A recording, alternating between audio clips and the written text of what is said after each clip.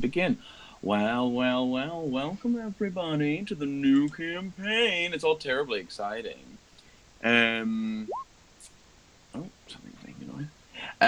So I'm very excited to begin, and you all need a few administrative stuff. My goal for today is I want to do like an hour of admin and prep work and introduction to settings and characters, and then we can try and do a couple hours of session once everything's calmed down a bit.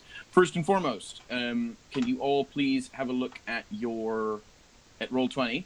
Go ahead and log in, jump on there if you can. Judd, you can do this in a bit. And just make sure that you're happy with your token, make sure you're happy with your character portrait, make sure you're happy with your personal details. So I can see, for example, that Mike, you just posted, but it came up as Mara N. I think your Roll20 username is Mara. So something to change there. Have a look in your library, make sure you can see your thing, and then I will also encourage all of you, for the sake of convenience, to, when you can, go ahead and import your character sheets in there. Let's see here. One thing I was going to say is, in this campaign, at the request of some of our lovely players, and also my own sanity, we're going to be using Roll20 every week, but we're going to be using it a little less intensively. The way that we did it before was really like, there was a map for every single thing, and that was fine in some ways, but not... It was a lot of work. So in order to make sure that I don't throw myself off a bridge and that you guys can still... have fun doing stuff that we're doing. We're going to be doing it a little more sparingly. So the way that I was going to formulate it was, I will show you, if you all consult your Roll20s. We've got our homepage, and I'll reintroduce you to the homepage now, actually. We've got our homepage over here. In this section, you all have the ability to write whatever you want. You can take notes. You can collaborate, whatever you please. I'll try and keep this area with current location and other information as up to date as possible, but of course it's your pin board, so feel free to put stuff over it. I'll throw things on there if there's nothing, the weather and the date. You've got your watch section for the watches that you're going to set up in the night, or in the day, as the case may be. This is important because it will help us to determine, based on stuff, when certain random encounters are going to happen. And all of you also have your own personal items here on the board. So we've got, let's see if I can remember all of your names. We've got a sword for Boone, because I didn't have a gun, so I thought that was roguish. We've got a sword for Boone. We've got a glowy green creepy crystal for Kirkas. We've got some lovely mistletoe for our druid friend Malin, a set of horrific medical instruments for Dr. Glade, and an instrument here for Kairos, Josh's bard. If you want those changed, if you find something else, if you want to move it around, you also have the ability to do that, so go nuts.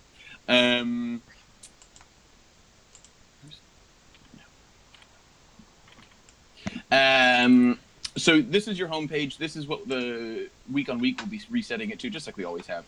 Feel free to do whatever you want with it. It is yours to dick about with. One of the other things that we'll be updating throughout the campaign, and what we'll be using sometimes instead of maps for walking through with tokens, is this one here. This is the overworld map that you'll see in just a second. It's the atlas that I made of Skenosauce. As we move between different areas, I'll try and keep maps updated. I can't promise, but I will try.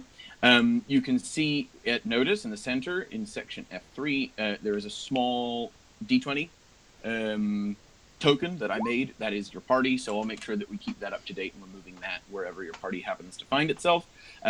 You also have the ability, if you'd like to, you should be able to add tokens or other things on here. This is also your map. I've got a copy. This isn't the only copy. So if you want to take notes on this or work with it in whatever way you want, then you absolutely can. Just let me know, and I can switch the player token back and forth. But it's also your reference, and it's pinned in our Discord server on the resources for the new campaign tab, so that you've got a downloadable blank copy to look at and work with. If you want a different token as well for the party, I just used this random D20 that I found because I couldn't think of anything more creative. So shout, because I just felt that worked, but there's probably something nicer. Or indeed, if someone ever gets if we ever get, now that Mike has all these lovely friends that do this art, some sort of Christmas present where we all get drawn, who knows? Then we can put that in. But for the time being, we'll keep it as a D20. So we'll be back for now. So there's that. All right, what's next on my list? Not you, never you. Okay, so the first thing I also want to do, just to get rid of some of the rules bits and to get it explicit before we start talking about our lovely characters, is a couple things. Number one, experience is going to work a little bit differently because I actually read the rules and I'm starting to pay attention to it and have a plan, as opposed to last time when I just sort of chucked it at you. So in Rules as Written, what I never did was divide the combat XP amongst the players. I always gave you all of it, which was fine. It meant you guys leveled up nice and fast. But this time I've really gone to the point of trying to get some stuff a bit more on the ball. So there's going to be a few ways that you're going to be able to earn XP in this case. We're going to be able to get it through combat, of course. The standard amount that you would normally expect divided amongst the party for a given CR monster or whatever. You're also able to gain XP through non-combat options if there's a meaningful risk of failure at any point. So if instead of fighting the monster, you charm it or you whatever, just because you've taken a non-combat option still means you'll gain an equitable amount of XP based on if something was easy or hard or whatever.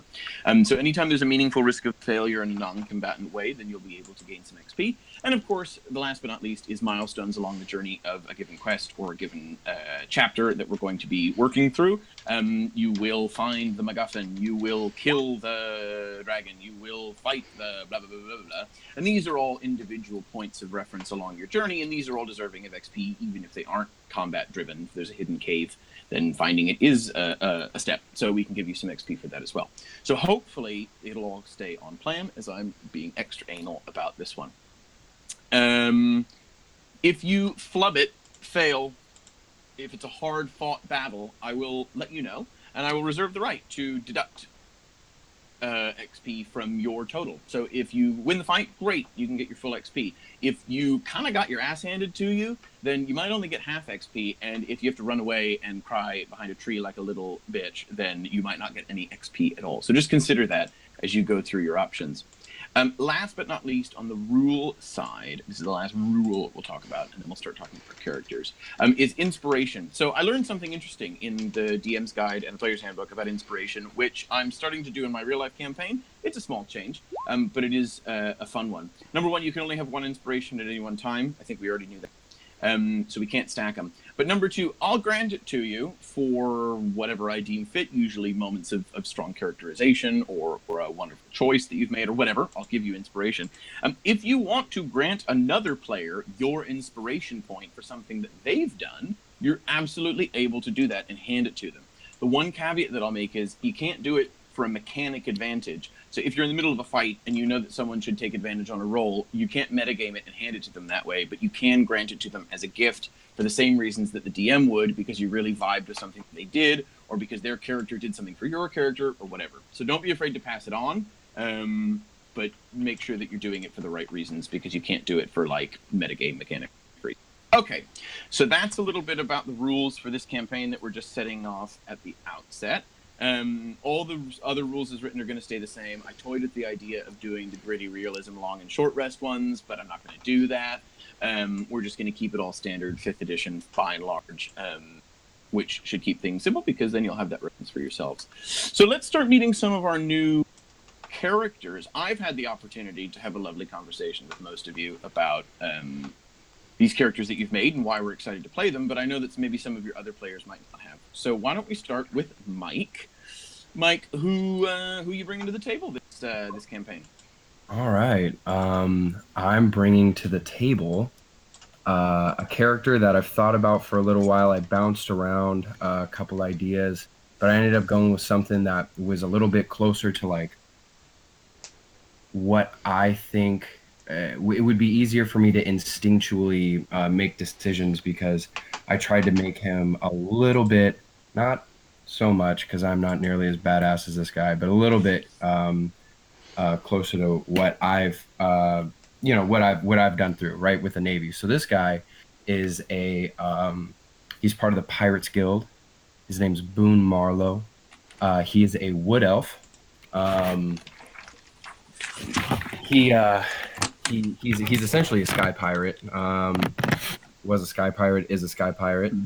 Um, he's got pretty traditional wood elf clothing on. He's got leather armor.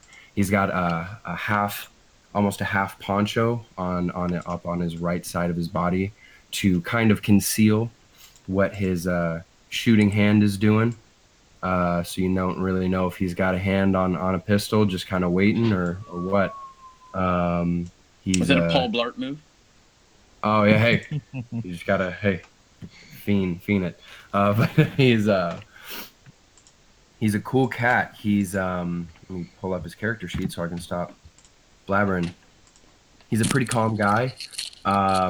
He tends not to raise his voice or let his emotions get the control of him.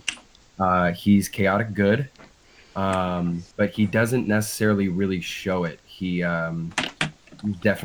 tries to keep himself close to the Great Spirit or whatever his personal, you know, wood elf upbringing would be. There's always a spark of good in everybody. He does have a bit of a vice, though. He drinks. He likes his booze. He's a quick draw McGraw guy, and he's got a level head. He's got bright golden eyes. He's got like a copper skin, darker copper skin, about 160 pounds, 5'9", 5'10". He's got black hair, kind of up, half of it's up in the top, not the rest kind of falls down to about his shoulders. And he's about 205 years old. So he's getting up there in the years for him. He's a cool cat. I'm excited to play him. Oh, sorry. He's got a criminal background, clearly, because he's a pirate. And he's a fighter, gunslinger.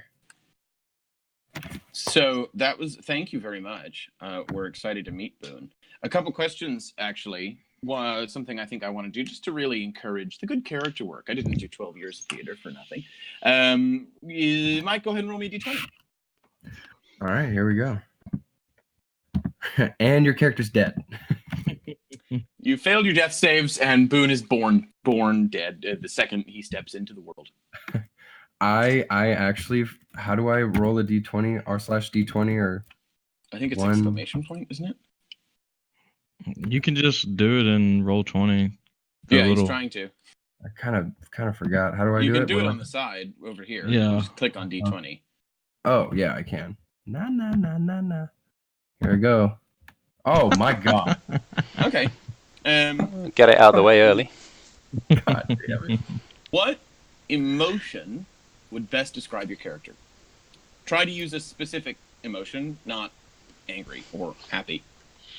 A specific emotion. So yeah, if you had to pin down like a colorful, specific emotion to describe Boone, or that Boone, I suppose, feels like, his default emotion.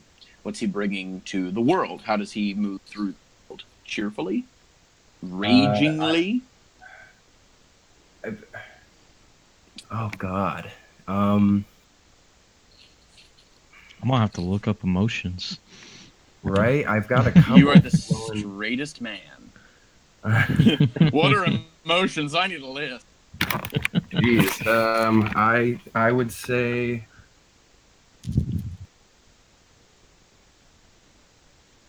I don't want to say apathetic, but like what's a good word for patient?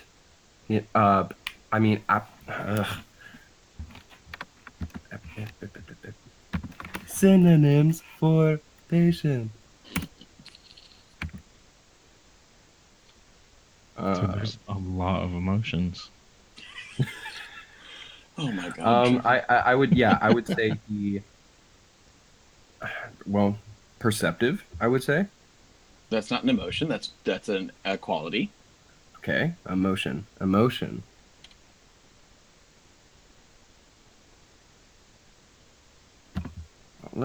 Before I say it, let me make sure I know what it means.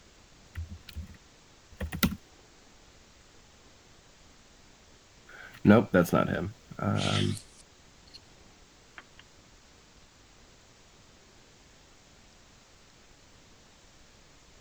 Can you come back to me? Okay, I'll come back to you. I'm scared. I've got it written down, so I won't forget. We'll do this before we launch the campaign. Okay, thank you very much. Next, let's hear from Adam. Adam, tell us about your character. Okay, can you hear me okay? I sure can.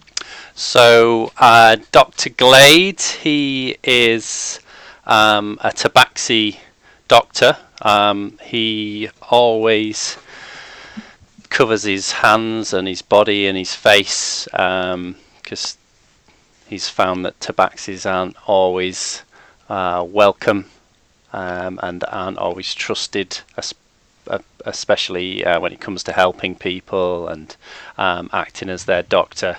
So he covers himself up.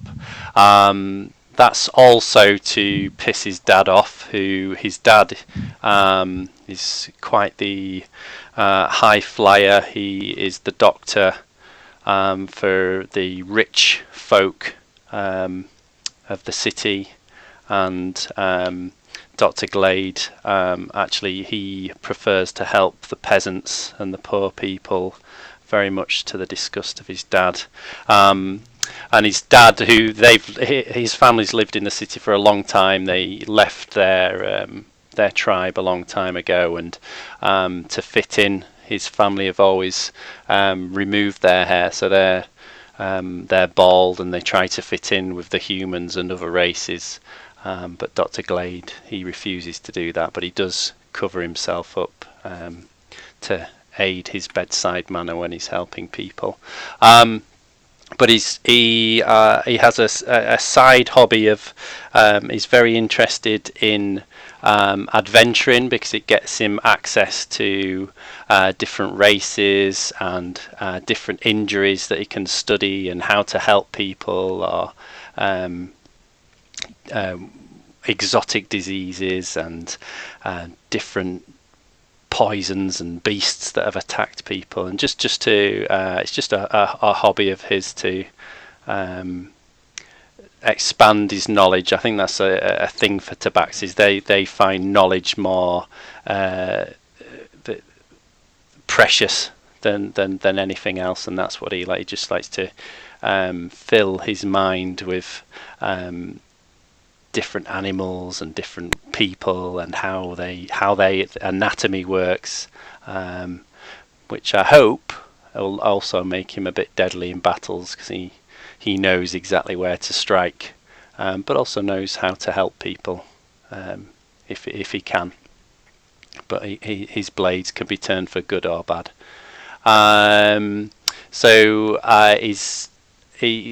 Because he's been living in the rough parts of town, he's had to learn how to look after himself as well. He's picked up some ways of sneaking around. So he's built around the rogue class, but has some, with the agreement of Alex, he's got some medical abilities attached to him. But yeah, he's built around the rogue, so hopefully a bit of sneaking around from him, and some surprise attacks with his scalpel.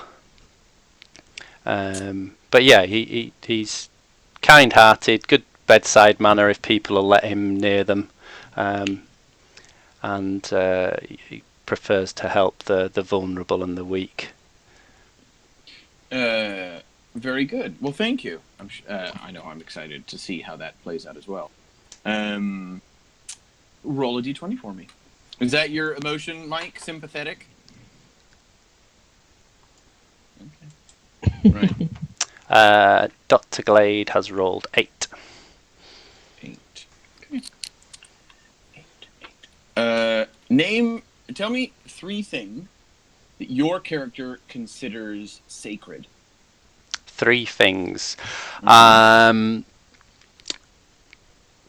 Protecting the weak and vulnerable. The pursuit of knowledge. And a third one.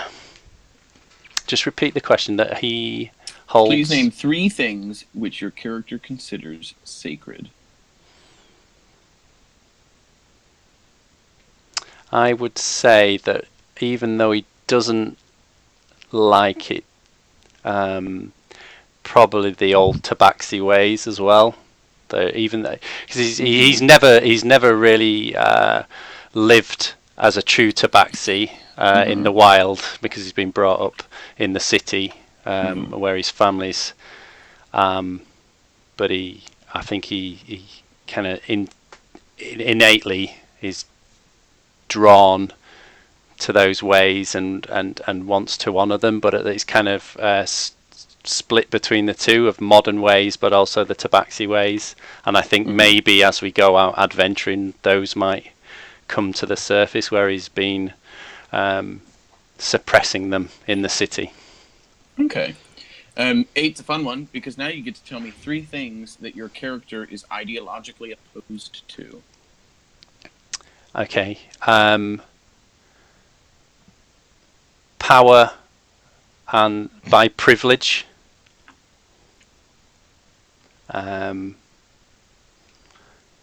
He is ideologically opposed to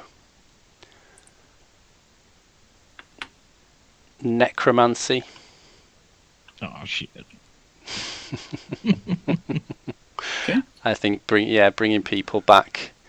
I think he would be fine with bringing people back to life, but bringing them back to have power over them as zombies and.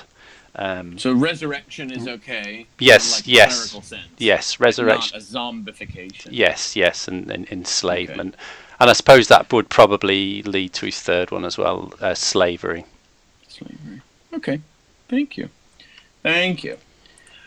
Next, I've got Trev down. Trev, who are you bringing to us this time? Well, I'll try to be as good as Adam and Mike were, but I don't know if I can be. I have Cricus Van Zaren. He is a half sun elf and half human mix, and he's a warlock. He was raised in the sun elf court and for about 10 years in secret, and then when they found out, they killed his mom and then exiled him and his twin brother. But his twin brother would eventually die from disease, which sparked Cricus's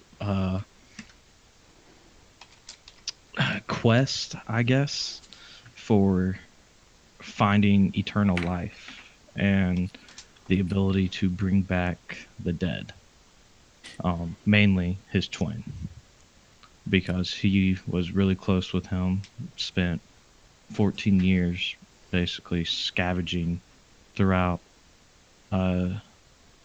Skinasos, I believe. Yeah. I didn't know if I pronounced that wrong. But spent like 14 years with him before he eventually got sick and died. He's essentially a walking encyclopedia because he can speak. He's fluent in 5 different languages, and he can read any language if it's written down. So, should come in handy. And let's see. What else is there about him? He's soft-spoken, but he's a little crazy, mainly because of the warlock and his sponsor, so to say, or patron. He's lost part of himself, so sometimes he makes coherent sentences, and other times he just kind of doesn't talk properly. or just acts really bizarre that no one else can understand. And he has a fixation on showing off how powerful he is whenever he can. Just mainly, he wants to scare people into not messing with him because he is deathly afraid to die. And he wants to show people he's powerful so they don't fuck with him, essentially. Okay. Interesting. Roll a d20 for 5. 5. Okay, this should be fun one. So we know what your character's goal in life is, right? Ultimately, he wants to resurrect his brother. How does question? I would say that's more of a secondary thing. His ultimate goal is to not die.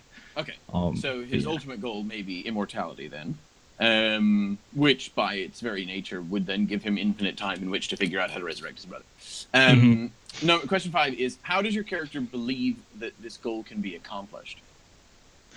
I would say he thinks his companion, so to speak, for lack of a better word, I say he thinks that by siphoning off knowledge and power from him, his name is Yavuxi. Yavuxi. So if he's able to, he believes that he can siphon enough power, knowledge off of Yavuxi and learn how to properly, or how to become immortal. Okay. Okay. Thank you. Judd, are you ready for us? Or are you still just needing time to listen? Almost, but not quite. Okay. 5 minutes? Yeah. Okay. I'm going to take 5 minutes because I'm going to go get another drink right now. So we'll reconvene at 10 past. Trevor, how do you spell your character's name? Krikas. Is it not a Z? Oh, it is an S. Okay. Sorry. K Krikas.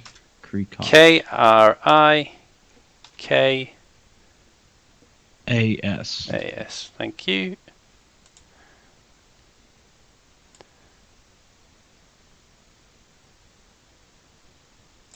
I'm just adding some labels onto the stream next to our tokens. And then, Mike, what was yours? Oh, Boone. And do we know what Josh's character's called?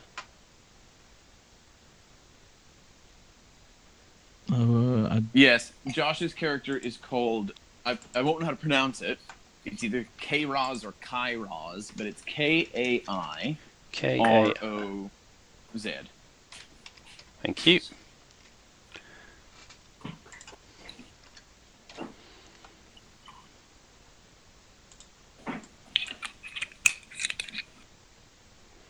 Maybe if people could put their names in brackets on Roll20 after their real name. And personally, that helps me when I'm trying to talk to a character, because I'll forget everyone's names. There we go.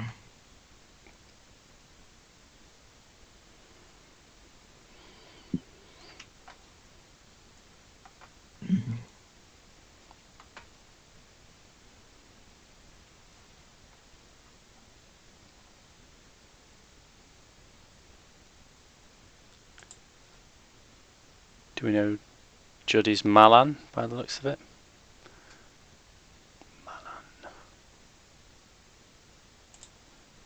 I guess Alex has fixed it in the D&D or the Discord server. Yep. Yeah. Still has Mike as Mara though.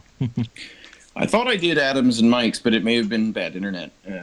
I'll try again in a second. I tried to do Josh's, but I think because he's also server admin, it won't let me. I see myself as Boone on Roll20.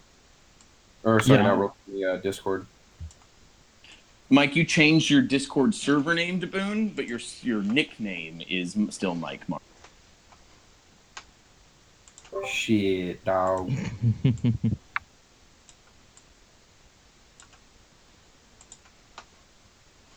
Wait, no, on the side where it says voice chat. It still shows Mara for me. Mine says Boone. Does it say Mike Boone or just Boone? It says Mike, and then in parentheses Boone. Oh, because I did change it, but maybe I don't know. Maybe it's slow to update across different people's devices. Yeah, I'm sure if I like close D&D or Discord out and open it back up, it'd work. I don't think it's that crucial. No, it's not. Adam, your name is so long. You've gone 2 layers on my Roll20 thing.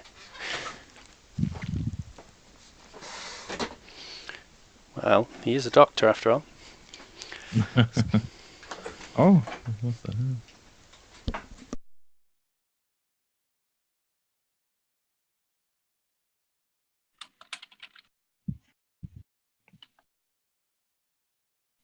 Can we take this opportunity, actually, while we wait for Judd?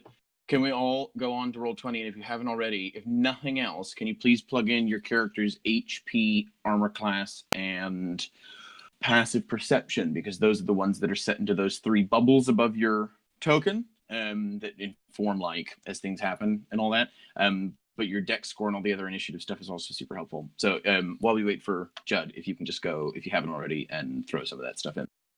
Adam wins the best player contest for this session because he did it like 3 weeks ago. I feel like that's cheating. No, it's just called being prepared. How does it go again?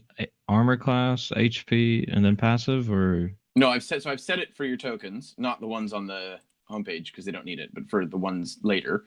If you go into your like if you go into your character sheet, if you click on your character, then it'll allow you to edit the sheet directly.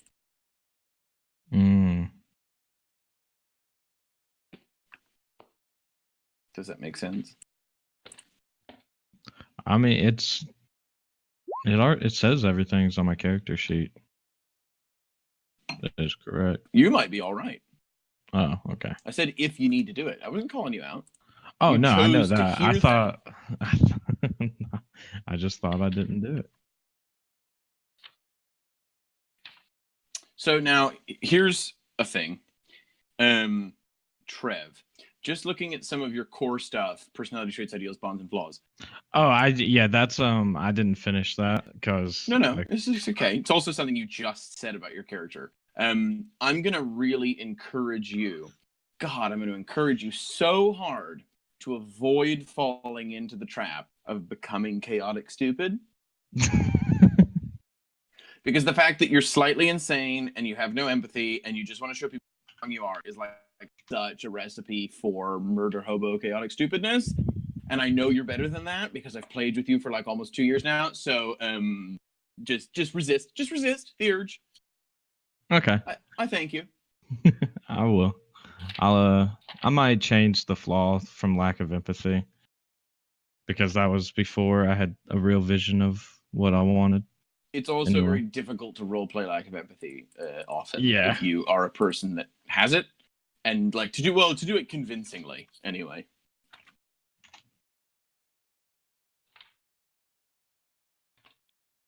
Oh, actually, I was thinking, he would have a drug problem. Sure, why the fuck not? Just to like enhance his senses. I'll have to bump into Sunny. What was that, Adam? He should bump into Sunny.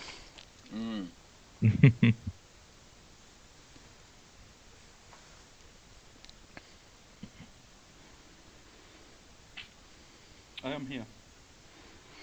Oh, hi, Judd. Oh, are you ready to have a chit chat? Pretty much. Oh, good. Then why don't you tell us a bit about your character? I am Malan, a druid. Malan was raised in a tribe of druids in a large circle. There were some non-druids and other forest worshippers there. He grew up nature, as most did. He took a slightly different stance in believing that nature was cruel and almost unfeeling. So while he is inherently, or can inherently be good, he was ostracized from the tribe for being too cruel and believing punishments weren't just enough. He set out to look for more and more powerful beast shapes so that he could eventually challenge for the leadership of the circle and show that his beliefs were worthy. Okay. How old is he? Malan is 17. The Human? Human, yeah. He light-skinned. He has dark hair. Oh no, he's not 17. Sorry, he's 21. Because he has a beard, can't be. He is, human, light, fair-skinned, quite slight. Not very physically able, which is why he is hoping to obtain beast shapes. Mm. So he can use that to his advantage. He's quite Okay. quick-witted at times, but often it's often quite insulting. I have lost. Sounds a lot like a wizard I knew. No, I'm thinking there's a difference. This one's a druid. So it is. Roll d20 for me. Sorry to interject. Quick question. Did you already say what circle? I will be moon. 8, Alex. We've had an 8, so can you roll again for me? Yeah.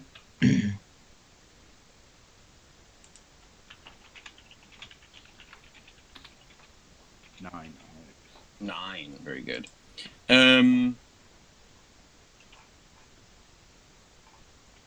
What, or I suppose who, has had the biggest impact on your character's life?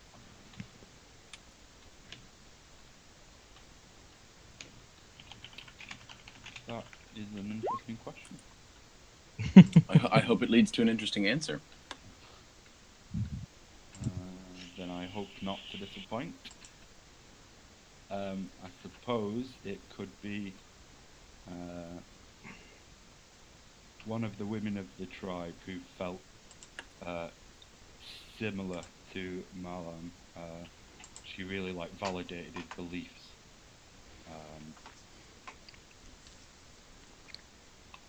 So and told him he wasn't the only one who felt like this. This is why he's set out to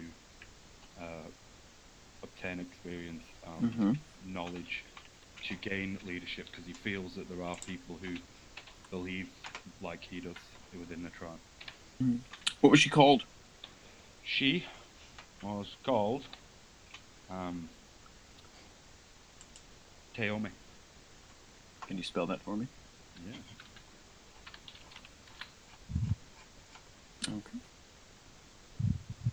Okay, thank you. I'm going to give you a quick bit on Josh's character for you, because he asked me to give you just a quick bit, and then obviously we'll have him do his own characterization question, because I'm going to answer that. Josh's character is, God, I'm going to butcher the pronunciation, so if you're listening to this recording, I apologize, you can correct me later. Kairos Zakair. And the I on Zakair has the umlaut over it, so it's an I with 2 dots. Kairos Zakair is a tiefling. He comes from an isolated tiefling settlement in the country of Silweald, the forest nation immediately to the north of Skenesos. At a young age, he found an old, roughed-up shawm, and I had to look up what a shawm was, because I didn't know. But it's a long, like, double reed woodwind instrument, like a medieval oboe. So he found one of those. And after some care and some repairs from his father, and much fiddling about, he managed to get it working, and he began to play and fell in love with music. And over the years, the people of his settlement would feel this warm, like almost tingling when he played, and his parents realized that he had a talent, and he was magically gifted and was channeling his bardic energy through this shawm, this medieval. They'd only ever experienced it once before this moment, which was when a traveling pack of adventurers had stopped in briefly to the settlement, so they knew it was something special. They came from very little means, but scrounging together what little money they had and they could raise from their isolated community, they managed to pay for the travel, all three of them, to go to Notus, the capital of Skenesos, where our adventure begins, in order to audition him at the Royal Conservatoire. He literally typed in conservatoire, not conservatory, of Notus. He had an audition, and the panel recognized the clear magical talents and energies from him and was accepted on scholarship. He was very reluctant to move away from his parents, with whom he was very close, but this was definitely the right step for him. He studied at the Conservatoire for 5 years. He's graduated, and now he wants to set off to use his powers. This is where he finds himself today. He has purple skin and light blue eyes. He dresses sharply, and I think in the token that we've set for him, and in his character portrait, which I think is a work in progress, Josh is doing, he has no hair, but I think he's actually supposed to have dark hair. So I'll let him confirm that. Short, dark hair, he said. Yes, I've just found. He's flirty. He's creative. He's affable and casual. He's doesn't take himself too seriously. So he's essentially the bard's bard. So that's a little bit about Kairos Zakire. Okie dokie. So now that is everybody. A bit of backstory now for you before we, in the last 10 minutes, before we get kicked off with our first session. Trev, is your token supposed to be upside down? Oh, you're changing it. Okay, great. Yeah, I left it upside down. Skenesos is, as you know, and as you can see, I guess I should flip over to... Here we go. Skenesos, as you can see, is a mostly mountainous nation. It's very sea-bound in a lot of ways, and obviously, as Mike's character can tell you, they do have quite a bit of experience in their sky fleet as well. It's bordered by Dimeramos to the east. You will remember Dimeramos, bloody great desert where Jordan's Fabulous Adventuring Group found themselves for some time. And Silweald to the north, which is somewhere you guys haven't been yet, which is a nation of primarily enormous and mostly creepy magical forests. Skenesos has been around for as long as everyone else, but they've enjoyed prosperity by result of the trade that they can deal with through their fleets and through fishing and other industries. It's also a very strong source of gemstones and precious metals for the rest of the world, and so thus it enjoys some economic success. The king of Skenesos carries a special title. He doesn't call himself a king. He calls himself, or the people call him, his title is Rishama, which I will put in the resources tab because I know you'll never spell it. Rishama. The last king, Rishama, whose name was... Got it here. The last king, Merit Ra, died 30 years ago. His very popular young son, Matkare, was a warrior prince. He was handsome, young, flirtatious. People loved him. He helped to maintain the borders at Silweald and the borders between Skenesos and the realm of the Sun Elves, which is its own sort of autonomous zone in the west. And so when he ascended to the throne 30 years ago, he was quickly accepted, and the people enjoyed having him as ruler as Rishama. Quickly, he began to restructure the state religion. He said he'd had a division and restructured it to a religion he called monadism, which espoused a doctrine looking away from the previous polytheistic structure of faith with all of the gods that you would hear of and expect, Lathander and Chantea and all the rest of them we've talked about, and focused on two things above all. Number one, that there was only one true god, and that was monad. And number two, that this religion emphasized knowledge above all else. Monadism wasn't inherently impressive as a result of its belief that there is no sin, only ignorance.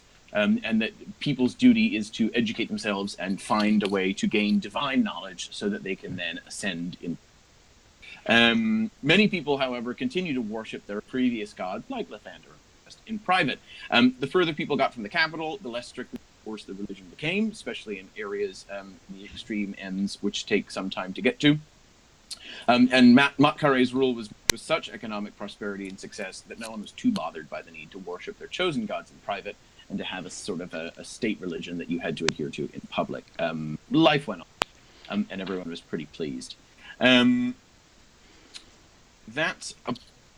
about the Whistle Stop tour of where we're going to be beginning. Before we begin, we've for 6 minutes. Does anyone have any questions about absolutely anything at all before we get started? Where on the map would be like a foresty wilderness? I'm just trying to think where my character's family would have originally So there's come a forest from. here, the Great Forest of Way. Yeah, and then there's a forest here near the capital called the Foloi Forest. Naturally, Silwield is also a nation, but I mentioned that your family. So I would say, because of what I know about your family's history, it would probably be this one, the Foloi Yeah. Forest, because it's so close to the capital that it Yeah, probably yeah. be natural. Over here in the west, they may have gone to one of these other major cities, but not necessarily the capital. Where would Boone and his wood elfness, like, I mean, he was ostracized, or not ostracized, but he was expunged from that area. Yeah, so the Wood Elves were cast out of Silwield, the Great Forests of Silwield, 200 years ago. And there was a diaspora as they were cast out. So they would have come south, and Boone would probably be from somewhere up here in the north, either from the province of Lyrig or the province of Austin. I'll let you pick a town. It's immaterial for me, but I'd say you'd probably be from up here in the north. You wouldn't be from like a wood. I think there's very much this like broken community now, where now it sits in cities, and they're just sort of wood elves are in the world, but they don't have like an ancestral homeland anymore. Horndean, very good. You're Horndean. There it is. I think we talked about. Let me see about everybody else. I know that Josh's character is explicitly from Silwield, which is cool. Malin, where are you from? It doesn't need to be from Skenesos. It can be from anywhere. I was thinking somewhere around the Great Forest of Way. Okay, great. You can be from around here. As a foresty thing. I'll speak to you during the week and Fine. chat a bit more. No problem. And Krika's Sun Elves. So the Sun Elves, the realm of the Sun Elves is over here, as you can see here in the west. There is very much a hard with that region through this isthmus here in the west, and obviously that's where you will be from your backstory. You'll be from either Ehalone or Tlasala, the two major cities of the Sun Elves. It's worth noting for our other players that the Sun Elves, by and large, have been stuck behind this hard for the last 1,000 years. People really haven't seen them. They've really kept themselves to themselves. So it should raise some eyebrows that Cricus's got a particular complexion, shall we say. I was about to say, is there like any physical attributes that would point someone to know I was a Sun Elf or half Yeah, Sun absolutely. Elf? Well, you could alter how you've written your character sheet. Sun Elves have more bronze-colored skin than a Wood Elf, which is paler, and then also their hair is usually like a copper color, or sometimes rarely red, with green eyes, golden ones, which are also uncommon. So, like, a wood elf is very much like chestnut hair, pale skin, green eyes. So the idea that you would either have, like, gold or hazel or copper eyes, or, like, copper hair or red hair or black hair and, like, bronze skin would be very noticeable for the fact that you were an elf or a half-elf, as opposed to, like, a wood half-elf, which are much more common. All right. Could I, since God, I'm gonna butcher this word. Hold on. I believe in you. I'm just gonna do this. Can I like constantly, since it's a cantrip, constantly have that going? To like keep my hair blonde, you know, try to like hide the fact. You could just dye it. Yes. Okay, yeah, well I'll just dye it. Yeah. Okay. You can dye your hair. And Casting then a spell every 6 seconds for all of your life would be exhausting. Yeah, no, it's a minute, but yeah. a whole minute. Every minute. I'm suspicious. So yeah, because even though it's an action, it takes 6 seconds of that minute to speak some sort of magical phrase. So I think dyeing it's probably a better option for you.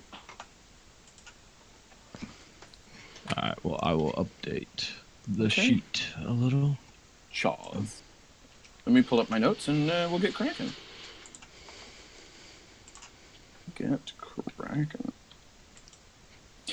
It's worth noting that the finer points, as we'll build them out, but those of you that are from Skenesos or would have spent any significant time in Skenesos would have been indoctrinated or educated about this state religion of monadism, which I've built a system around, and it's a bit complex, but it's going to form an underpinning of some story stuff as we go through the campaign without saying too much about it too early, but like it will be useful to reference that kind of thing. So what I've done is I put it on the wiki in Patamei.com, which Josh runs. I've created a page all about monadism and some of the finer points of the belief system for your reference and convenience. Excellent. Where is this stupid? Here we go. Okay.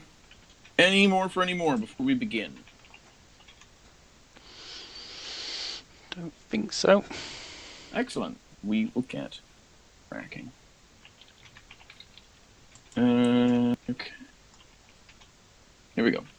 Someone is typing. Can you mute yourself? Sorry. Thank you. Always you. Thank you. Still typing? Someone's still typing. I've started a computer, of course I'm typing. It's bad radio. Put yourself on mute. Here we go. The night air in the capital city of Notus is warm, but a crisp breeze from the east gives a clue to the incipient changing of the seasons as summer gives way to autumn. We follow the summer breeze across the plains of Notus and through the fields of crops outside the city wall as it tussles the heads of lettuce. It dances through the city gates, nearly snuffing out a torch and mischievously knocking dirt into the eyes of a town guard. This momentary distraction is all that is needed for a dark figure watching from the bushes who uses the opportunity to nip up the walls and into the city unseen. The breeze doesn't wait. It plays through the city streets, upsetting a cart of fish traps, blowing up the skirts of both ladies of refinement and the night.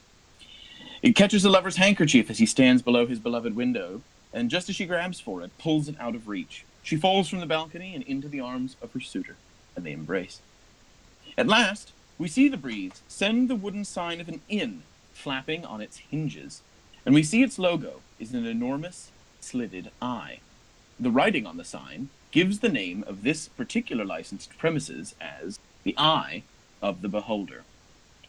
A torch burns aside a green wooden door, which is framed in the center of a tall, half-timbered building, and stepping inside, we see large timber frames hanging overhead as well. Blackened by age and soot, they support the upper floors. There are tables and booths scattered around the room in a way that no one could accuse of being organized. And at the back is a roaring fireplace as tall as a man and twice as wide, over which hangs a fearsome dragon's skull, confirming to all the reputation of the tavern's owner, her history of adventuring, and establishing the Eye of the Beholder as a gathering point for many a thrill-seeker. Other mementos and trophies adorn the walls, and behind the bar, patron herself, Gala, the dwarf. An older dwarven woman with a scarred and pitted face and a beard braided with intricate beads and tassels. She's chatting to a dragonborn man at the bar, and behind her, a trusty warhammer as a place of honor above the good spirits. The bar is relatively full, and among the general townsfolk you note few people of interest. There is a male dwarf and a lady elf, and a male human with a sword at his side. A few of the elves and dwarves who seem more preoccupied with their own thoughts than the adventuring business in the world around them. But the object of your attention is an old human man sitting alone at a table by the fire. He has a bushy white beard and a head so devoid of hair that the firelight shines off of it. He's wearing a thick knit sweater and smoking a pipe in the shape of a horse's head. Blue-gray smoke billows from his nostrils and hangs around him.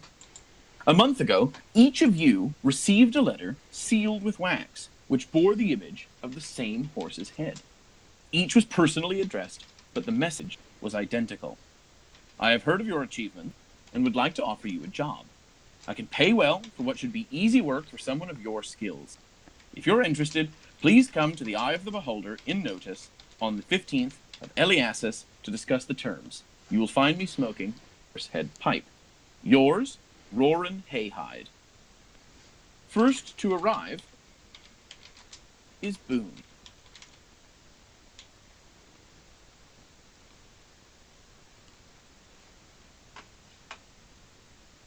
Here I am. He doesn't say that.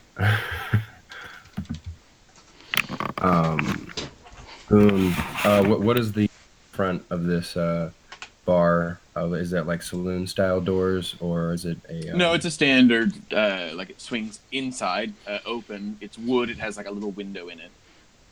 Okay. Boone saunters up to the outside of the establishment and peers at the hanging sign, takes a deep breath, and kind of rustles his half poncho over his right arm,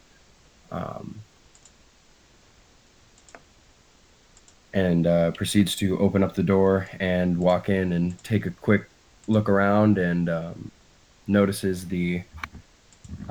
Okay, here I'm seeing it now. This is the front door here. That's your front door there. You're already inside in this particular. Okay. Oh, I'm already inside. Well, you can still enter as your character, but I've only had the map of the tavern. And this is the barkeep. That's Gala behind the bar. Yep. And is this the fighter gentleman? That is the fighter gentleman with the sword by his side.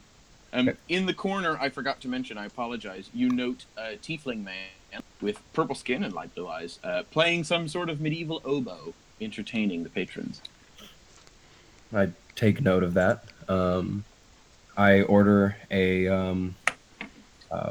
flagon of beer. Flagon. So Boone saunters up and raises his hand to get the attention of Aye.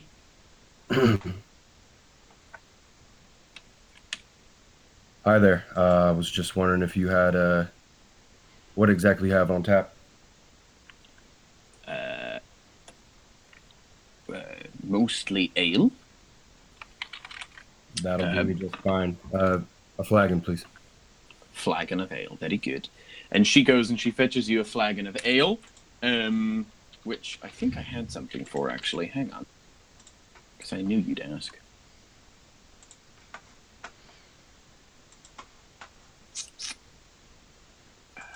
Here we go. And she brings it back and she says, right. Embarrassing. We're out of ale. We've got lager, porter, pilsner. A large pilsner, please. And she comes back, and you see her pour from a cask that says Tooth and Bear Pilsner. And she puts it down in front of you, and she says, that'll be 1 silver piece. I slide over to and give her a wink and saunter my way over to this seat here. Or actually, yes, this seat here. Mm-hmm. And sit myself down and reach into my pocket of my side of my leather armor and take out the letter that has the wax seal broken on it and set it on the table, and look the gentleman in the eye and say, You can move your token if it's convenient. yes. We've done And this before. I say, as I slide the, what's it called? Oh, sorry, he's over here. Yeah, so you see your fighter man. You sit down, or you approach to sit down, I should say, without embarrassing yourself, and you notice that you remember the letter specifically says, "I'll be smoking a pipe with a horse's head," and you notice that he's not smoking a pipe. But this old gentleman over here is, in fact, smoking a horse head pipe. Got it. Yeah, no, that's definitely what I'd be looking for. All right, well, I go over there, not side eyeing, but kind of taking note again of the tiefling playing, and I slide the broken sealed wax letter on the table and look in the eye and say, I'd introduce myself, but it seems you've already taken note. And he gives a nod. He says, It's good to see you. I'm glad that you accepted my invitation, Mr. Marlowe. Please sit down. We're expecting a few more to join, and we can discuss business when all are present." Understood. I lean back and begin to nurse my drink. Next to enter is Malin.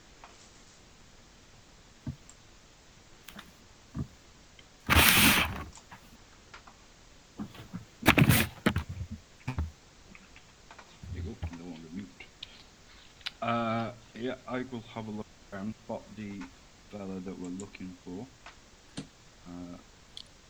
I'll turn to him and say, I'll have a glass of water. To the barkeep. Barkeep, yeah. A glass of water, and she says, "Right?" And she kind of looks around, a bit at a loss. People don't normally come in asking for a glass of water, but she manages to find you a clean glass and clean water. And she gives it to you and doesn't charge. Give her a nod, and I will walk over to the pipe man. Is that this one? No. Over here. Right. I think everyone's going to make the same mistake. They're going to go over to the... Oh, sorry. In that case, I will wander around and I'll... And you see an elven man sitting at the table already. And I'll look at the both of them. I'll notice the pipe. And I'll say, you must be in charge. And he gives a nod and he takes a drag off of the pipe and he says, "Thank you for accepting my invitation, Malin Druid. As I've said to our colleague, Mr. Marlowe here, we're expecting a few more and we can discuss business when all present. I trust that's all right." I don't see that there's much other option. And I'll wave the letter at Marlowe. Yeah, and I'll say, you got one of these too? He takes the letter that's still sitting on the table and lifts it up and gives him a wink and lifts it up and then tosses it down and pulls his drink back up. I'll drink my water quietly. Next to enter is Crickus. Ooh, I can see. I will go up to the barkeep and ask for coffee. Coffee? Oh, Real yeah. coffee or coffee liqueur? Preferably real. Right. And she kind of but if you don't have that, I'll take the around. other kind. She's kind of searching here and there. And she manages to find like some. She said, I've got this from breakfast, but it's pretty old." I'll take it. And she pours you a cold cup of coffee, and says, "I don't feel right about charging you for that, so you can just..." Oh, thank you very much. And she kind of nods and gives you the pot. There's like half a cup in there still. All right. and I guess I will make my way to the table. Mm-hmm. So you're the one who invited us, or invited me? That's right. That's right. It's good to see you. I trust your journey was well, Mr. Van Zaren. About as well as expected. Good, good. We're only waiting on a few more, and then we can discuss business. And at that moment, Dr. Glade saunters in to the tavern. Are you in full regalia? Yes, I'll have his Very good. his mask and his top hat on. So this is the bar up here, yes? This is the bar here. Oh, there, okay. So I'll go over to the bar Mm-hmm. and have I been in this bar before? Do we think? I think you've probably Yep, been here a few yep, times, yep. adventuring, trying to glean knowledge from people that are passing. So I think Gela gives you a smile and says, Dr. Glade, it's good to see you. The usual, is it? Yes, please. Yes. A pint of your best ale. Did you? Well, I'm afraid we're out of ale today. I just had to tell someone else. We've got Pilsner or Porter or Lager or something perhaps a wee bit stronger. The porter's good. Did you know that ale is safer than water in these parts? I didn't, but if I needed any excuse to drink more ale, I've got it now. You should put that on the wall. I will. Put that on the sign outside. Dr. Glade says. And she, doctor's orders, that's right, very good. And she draws a pint from the babbling jackdaw and puts it on the counter, and she says, right, doctor, that'll be 1 silver piece and 8 for pieces, if you please. And I slide them across the bar. Your very good health, doctor. Oh, and yours. I know. Call me again if you need me. She says, she smiles, and she says, right, I'll take 2 and call you in the morning, gives you a wink. And you're on your merry way. So I'll wander around and there's the chap. So I'll wander over. Yep. Warren, I guess. Roran. Warren, Hyde. Roran Hayhide, that's right. Yes, I received your letter, Dr. Glade. Good. Yeah, of course I know, Doctor. Your reputation precedes you. We are almost all here, and he kind of leans over and he says, right, you can stop that caterwailing now. And Kairos sort of goes, and sheepishly makes his way over to the table. And the party is set. And he says, excellent.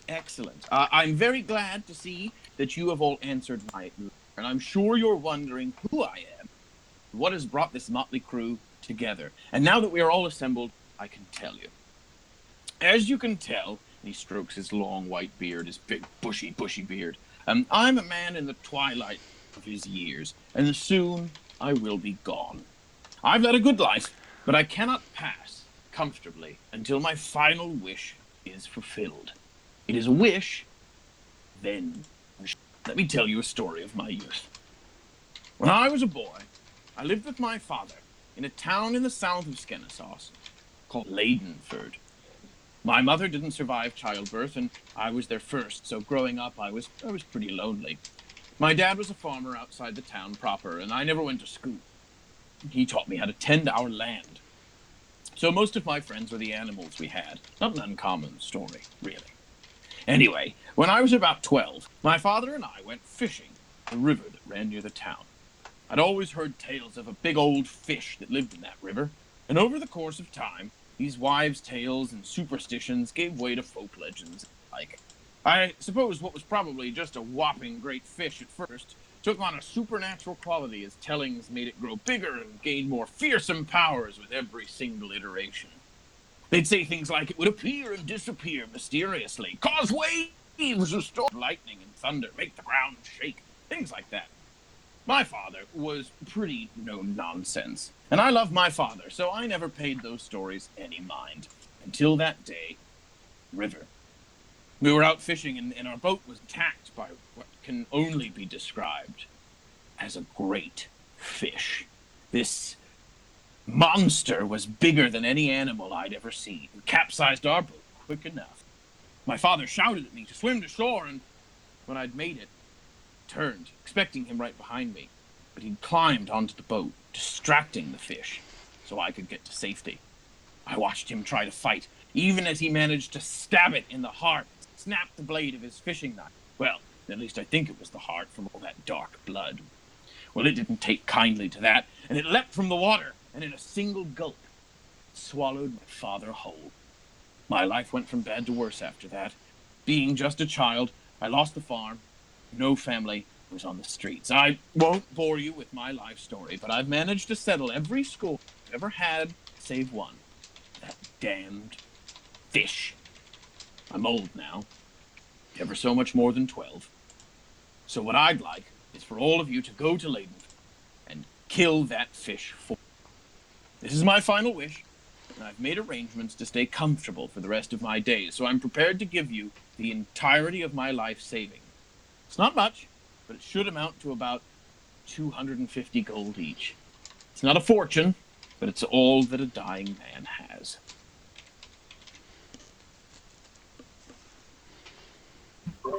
Well, That's one hell of a story, old man. yeah, and let me be the first to say I'm so sorry for your loss. I mean, I know it was a long time ago, but what a sad tale. Thank you. I've His father was an idiot. No. Taking on things you don't understand. Well, I think he was the line between bravery, oh God, I've had too many of these ales. Bravery and idiocy is a thin one, perhaps. I won't dispute that my father could have potentially saved himself, but I think he did what he could the time he was given to save his son's life. Has there been any sign that this fish still lives? They have a festival every where they commemorate the fish, and it normally shows up. And so I know within the last couple of years it's been sighted in the river. Certainly since I've left. And what river or lake might we find this great beast in? The river, well, the town of Leyden Ford sits on the river Leyden, which you will find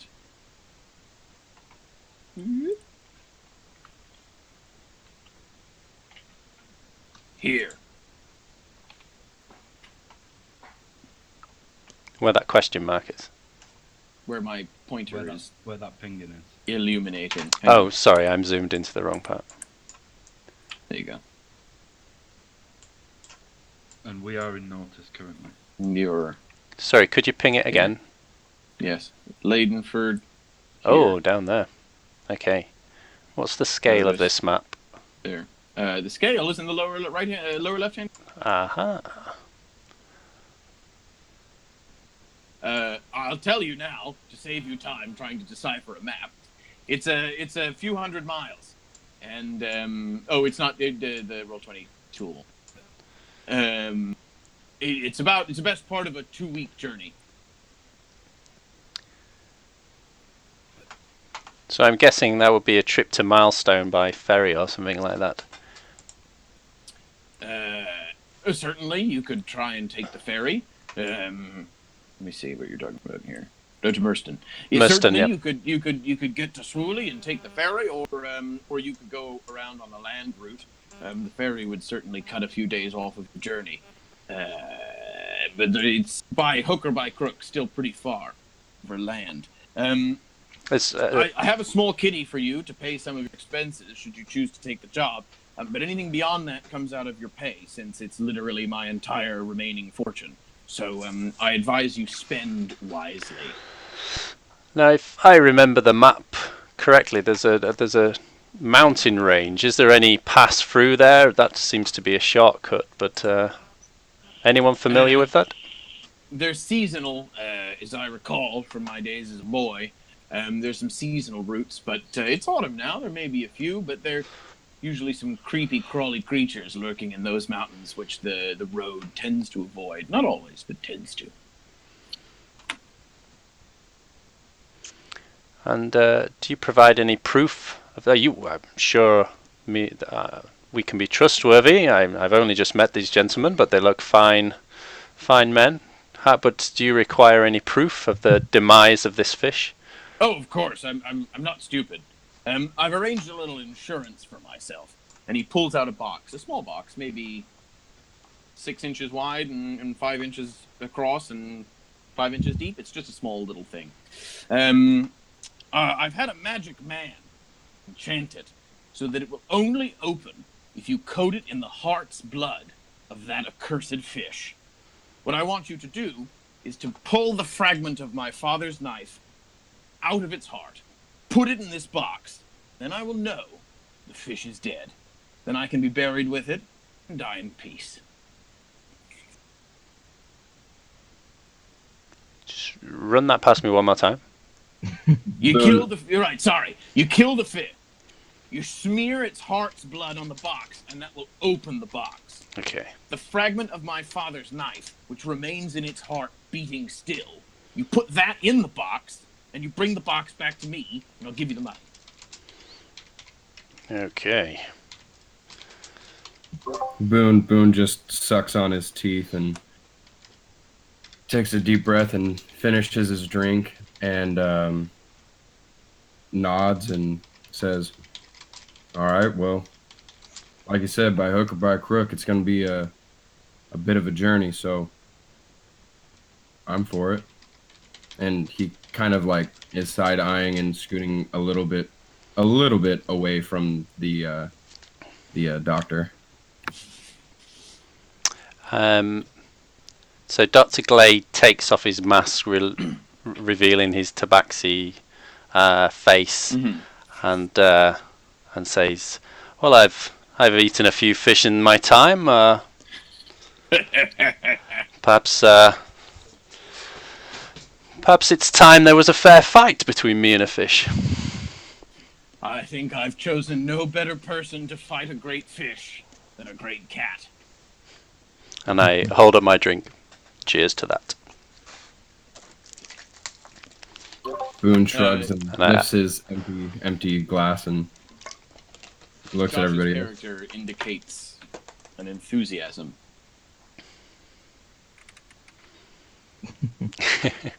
Cricus will lean back and sip his cold coffee and slightly spit it out a little when he tastes how cold and nasty it is. Yeah, it was not a nice cup of coffee.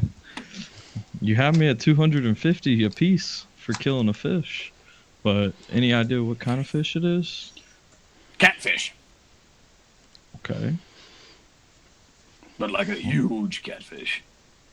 Well, I assumed. I'm gonna need a bigger boat. I don't understand that reference. It was a play I saw once, so never mind. Oh, very good. I don't get out much. And he looks at Malin and he raises him.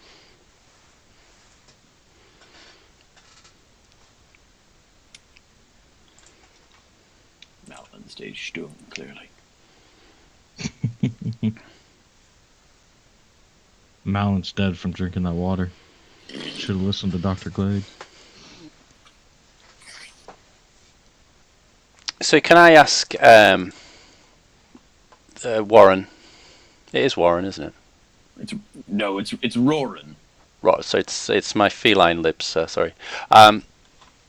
So this fish, there's a festival there once a year. That we're not going to be killing some deity. What do the locals think of this fish, and how would they feel about some strangers turning up to kill this fish?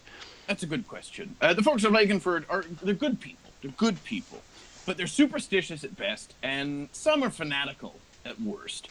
They of course adhere, and he kind of says it a bit too loudly, adhere to the state religion. But a lot of especially the older folks, think the fish is a river god. Codswallop and guff, I say. It's just a fish. And many others believe that it's also just an old fish as well. You won't encounter too much resistance to the idea that you want to hunt this fish. Many people have often tried. But it may not be wise to announce your true intentions to anyone before you're sure that they don't buy into the whole idea that this fish is something more than just a big fish. You know? Okay. And what, on the day of your father's death, how did he attract the attention of the monster? I mean, if we could somehow repeat that process, it would make our job easier. Well, see, this is the thing. I've thought about that a lot over many, many years of my life, but unfortunately, I couldn't pinpoint exactly what it. We didn't want to summon the fish. We wanted just to fish for other fish, and yet somehow we managed to attract the wrong one. I would say more than what we did that day, I would look towards whatever they do for the festival. Something in that he usually shows up for. So something there is clearly a repeatable set of circumstances. But as I left the town and I was about 12, I wasn't very up on it. But the people of the town will know. What, do you know when the next festival is? Would be too much to ask that it's soon. Yes, no, I'm afraid the festival's just come and gone. Back in the end of the summer, and as you now know from the fact that you've been outside, it's coming into early autumn, and so you've missed it by about a month, maybe 2. Shame. Oh well. You couldn't have sent the letter a month or 2 earlier? Some of you have come from very far away. I wanted to make sure that you had plenty of time, and it wouldn't do to kill a fish in front of a festival which honors a fish, would it? So perhaps it's best that you do this under cover of night. Or, in fact, not the festival, night being somewhat immaterial. If you say so. Malin! Yeah. We still haven't heard from you. I mean, I don't have a lot to say. How big is this fish? 20 feet at a stretch. Big fish. I'm interested in seeing it. I think it would make a most edifying experience. I hear fish steaks go for quite the price in the fish markets. We could make a little extra money on this. He sort of nods and takes a puff off his pipe. All right, well, as far as I'm concerned, it sounds a bit settled. I'm going to go ahead and get a room. I'll see the rest of you at daybreak at the front of this. Quick question. Is this an inn as well as a bar? They've got a few rooms, sure. But I don't know what's booked and what's not. You'd have to go talk to Gela. Fair enough. Well then, tomorrow morning, I'll meet the rest of you in front of this bar, the Beholders. The Beholders are the Eye of the Beholder. Eye of the Beholder. Wonderful. I will be here tomorrow morning, and from there we can shop if we need to. We can get a move on. I'm very pleased that you've all chosen to take up my cause. And he pulls out a sack of gold. Here is 200 gold pieces as an advance and as a small, shall we say, a small pot of money that you can use for your expenses. The rest will be paid upon your return. Remaining 1,250 gold pieces as agreed. What I would just say is it'll take you about 2 weeks to get there and about 2 weeks to get back. And I'll give you a week or two to do the deed. If you need longer, that's just fine. I will be here, this table, every Thursday night from about 5 weeks from now, every week, until I croak, in the hopes that you return. So call for me here on a Thursday night with the proof in about 5 weeks' time or thereafter, and you'll get your payment. Understood. And he gives a nod. And then he puts the bag on the table, and he puts the box for the knife fragment on the table, and he takes his leave. Well, if my math's correct, that's 40 gold a piece for us. Sounds good to me. Now, are we going by land or are we going by sea? I'd rather take the ferry. I mean, as locals, what would we know? I mean, it looks like we can go down the Palmyra River to Bournemouth, perhaps, and then the road to Swoonley, ferry across to Murstone. We Yeah. could ferry to Wolfwater, or couldn't we? Well, looking at the ferry lines, there doesn't seem to be a ferry Sea to routes Wolfwater. are marked. Oh. Major sea routes are marked in blue. Okay. Does the so there looks to be a swampy area below Bournemouth. Does any boats navigate that into the sea, or would we definitely need The to delta is not currently serviced by most. right. There's you could probably try and find a way onto like barge, like a commercial barge, but there's no passenger service. I mean, I guess we could maybe ask around town if anyone's travelling to Murstone. I mean, what would we know what kind of industry is at Murstone and who we might want to go talk to who might be travelling that way anyway? Merston is by and large an export center for the various natural resource mining that happens in that particular area. So there's a lot, as you can see, just to the east of there is the Great Mines of Plate. So those are the major resource extraction of precious metal and gems that happens in Skenesaw, which funds most of the world's demand for gems and metals. So because Merston has the docks in that region, in Perieg, they're by and large the ones that then export that both to Swooley and then on land to Notice and or to Tow and then up into other areas, by sea towards further areas down through Skenesaw, etc., etc. And what happens in Swooley? I'm just wondering, the same kind of question. Could we catch a lift from anyone heading that way? Swooley's another port town. Swooley is less of a natural resource mining place, and it's more fueled by the commerce that passes through it because it's the largest major town to both the Falloy Forest, which is a major source of timber, and Notice, which is obviously the capital. Very heavily guarded. Okay. So perhaps finding somewhere in town where those industries might head that way, or even any kind of travel agency.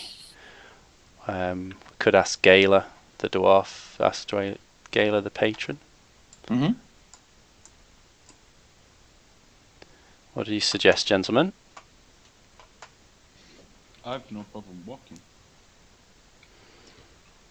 I don't mind walking, but I feel like it'd be easier or quicker to take a ride across the sea. So I currently don't own a horse, and a 200-mile trek on foot. 340 miles, actually. Yes.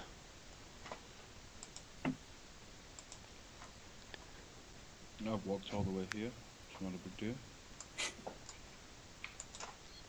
Where did you walk from? Way.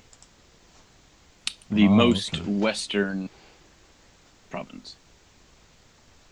A distance of more than Notice to Leyden.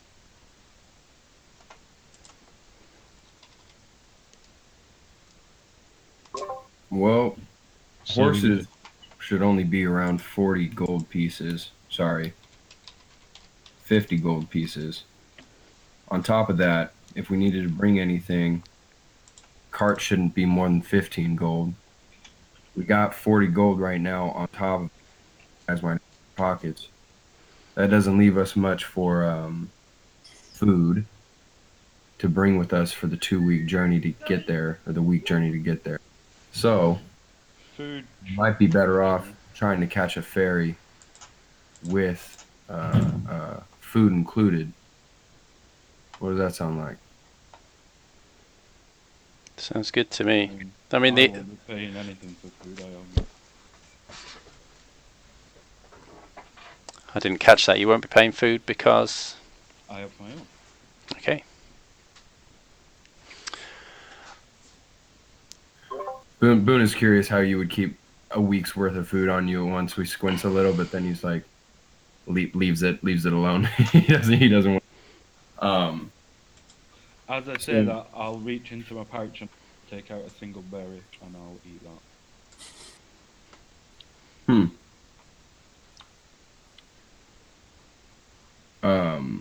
Shoot. Is that a good berry? So, who's on board with the ferry? Yeah, Dr. Glade would be happy to catch the ferry. All right, so we got 2 for the ferry. Who else? Yeah, I want the ferry.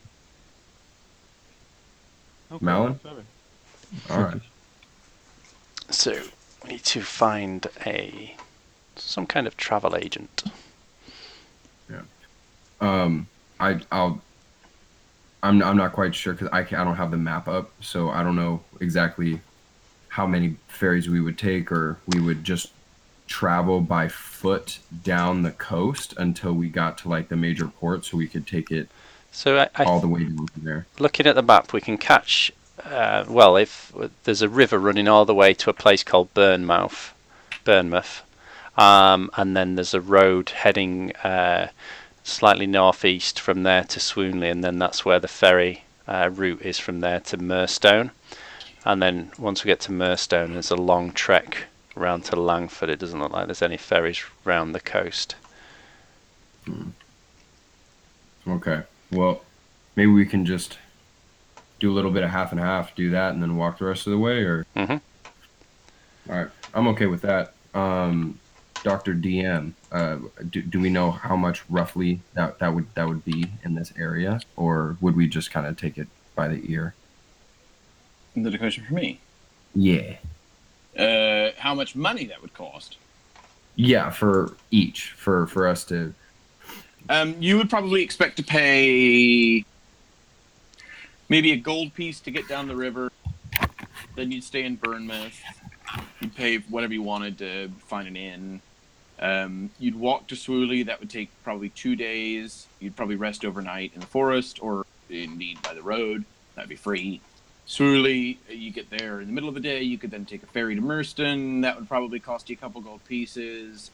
And then the rest of it would be on foot. And then you would just be camping. So obviously that's free. So I'd say you could probably expect to spend 5 gold pieces each on travel, period. Just for tickets and such. That's one way. And how do you want us to role play this, Alex? Do you want us to go organise this travel, or are you happy for us to just agree? No, I don't need you to go and have a whole sit down and discussion with your friendly neighborhood flight center representative. I'm happy for you to. There'd be regular river services between the various cities, and then when you get to Swooley, there'd be a pretty regular ferry service as well. It takes a few hours, but it's not like a whole day, so I think you could probably just buy a ticket when you get there. Okay, so that's the plan Dr. Glade will put forward then. We'll catch a boat down the river to Bournemouth, hike or catch a lift if possible to Swooley, and then the ferry to Murstone and take it from there. How does that sound? Sounds good. Sounds good to me. Very good. Well, is there anything else that you're going to be doing this evening, or do we kick off in the morning? Well, perhaps we should have a few more drinks together and get to know each other, seeing as we're going to be spending several weeks together. So maybe everything we covered in the introduction of our characters, if the other characters would be willing to reveal that, I suppose you would cut that down to keep it to strangers. So I would maybe tell the group about my medical practice and my hope that adventuring, taking on this commission, would enable me to practice my medicine in different ways and gather new and interesting data about different species and perhaps medicinal plants I can find on the way. That's an interesting point. Yeah. Boone, how much would you share what you've told your friends about your backstory? How much would you share here at this table? I don't think he would be very forward about his pirating background. I think he would just say something along the lines of, I'm skilled with a pistol. I began with a crossbow, or I began with a longbow. Um, Being an elf has me a bit keen in that department. Um, Besides that, I tend to keep to myself. Family somewhere. That's about that. I shoot things good. Anyone have any sailing experience? Would Boone admit to that if that was a question? I don't think sky ships translate well to um, Sea ships. sea ships. Right. Okay. No, it's a different Different kind of pirating. Sorry. Yeah. different kettle of fish. Skyfish. In his second large pilsner, after hearing you say something like, "Does anybody have any skill in sailing?" and he'll kind of raise his eyes, like swallow what's in his mouth and go, on the water, and just kind of keep thinking. So you're a doctor? Yeah. Dr. Glade? Yes.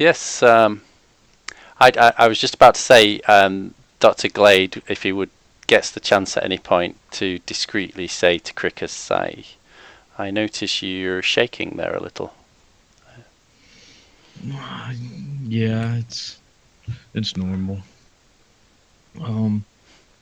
So you come around a lot of substances, I assume. If you by that you mean narcotics, no, I do not. Any drugs I do have or utilize are purely for the benefit of my patients. Well, if I told you I benefited from narcotics, would you help me? No. All right. See how that is? This is awesome. It's gonna be Wow, what great role playing.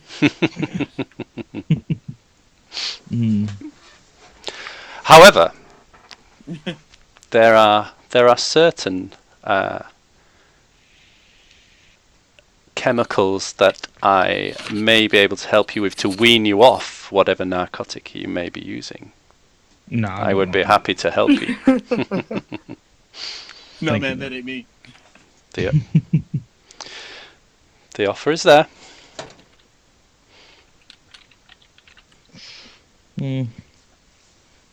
Maybe later. Maybe in the middle of our trip, I might need something. I'll be fine for now.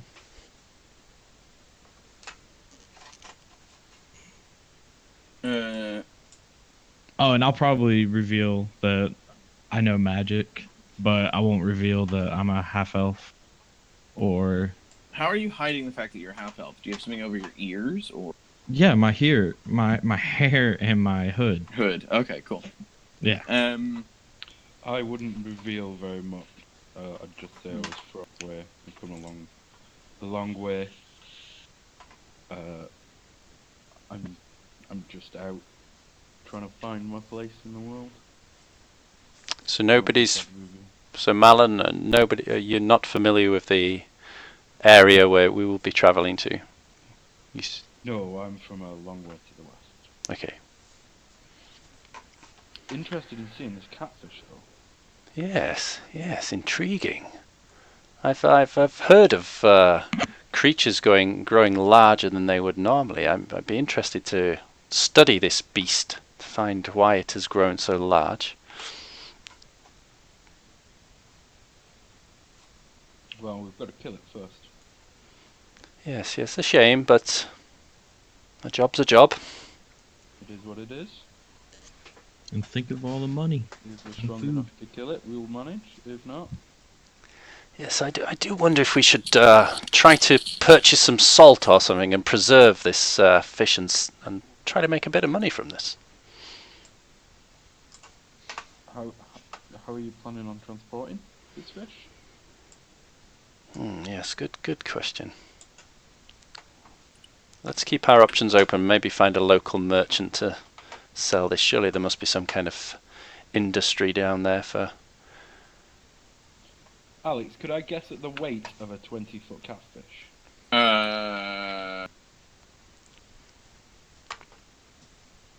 One moment, please. Because I now have to figure out how to weigh a catfish. Yeah. Totally in inches. Okay. I'm just going to do a linear distribution. Because that's... That doesn't seem to follow the rule of square math. Well, sorry, of a linear distribution of a real catfish's weight ratio. Well, I'm looking at an 8.5 feet long catfish here that was 250 pounds. So This is good because I found a 5-foot long catfish that was 108 pounds, which means that if I extrapolate that to 20 feet, I just have to multiply 4. You reckon it would be about 450 pounds, or what would that be? 210, 15 kilo?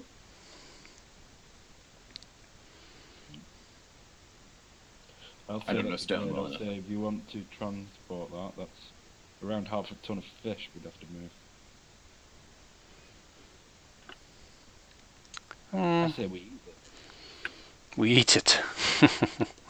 I suspect a large bit of that'll be its head. Don't suppose we need to sell the head, and the guts we can throw back in the water. The tail. Yeah, cut the tail off. Anyway, let's answer that question when we get there. If there's a fish merchant willing to pay for the cat, for the flesh.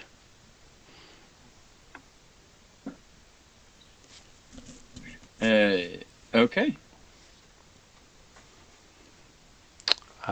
So, Dr. Glade will wish everyone a good night. I'm going to return back to my practice and prepare to shut shop while I'm gone.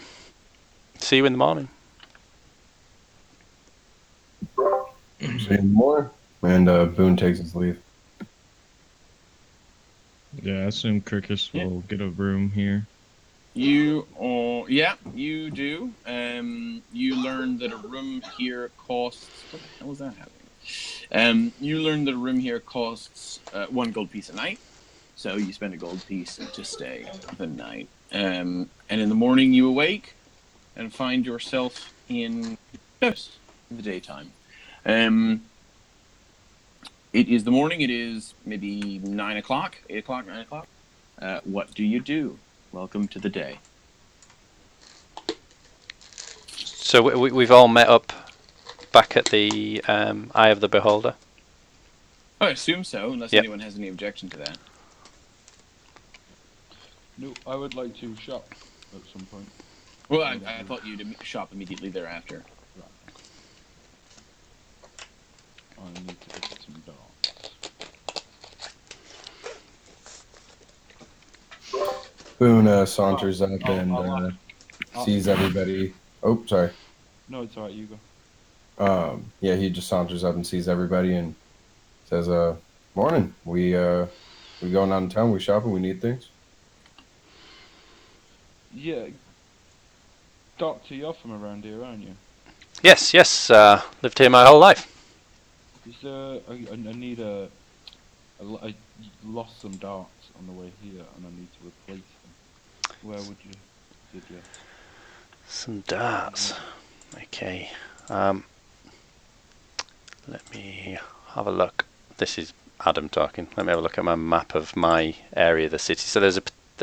what's the name of the... Is there a name for the part of the city that you gave me, Alex? No, not specifically. That was my own division, not a like a true organizational division of the city.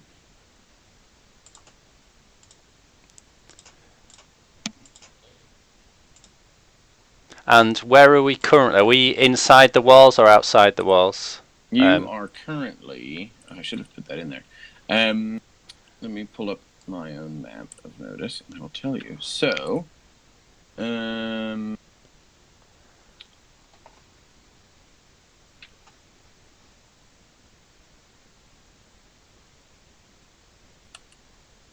so if you look at the division between the shaded section and section is is I don't know which one you've got or which segment you've got in particular, but you're in the western section of the city, southwestern section, inside the. Okay, so the part of the city that my practicing is in the northwest on a place called Mortuary Lane, and down inside the walls there's a place called the workshop. Where there's all sorts of tinkerers and manufacturers, and I'm sure that we could be able to find someone, if they're not selling darts, be able to manufacture some in that area. Yeah, so I would recommend that. Okay. Well, that's what I need to do. Does anybody else need to shop? I think I'm good. I could go read up on catfish if we want to know more about this giant fish. Again, in my part of the city, there's a place called the Market Garden. Lots of traders selling various food and things like that. We could maybe find a fishmonger, ask him for. Yeah, I'll go any with you then. how to catch a catfish. I'll join you guys in doing that as well. Oh, and just down the road from the workshop, there's a place called Traders as well, which is a giant, great bazaar. It might be possible to buy the darts there, to sell everything there.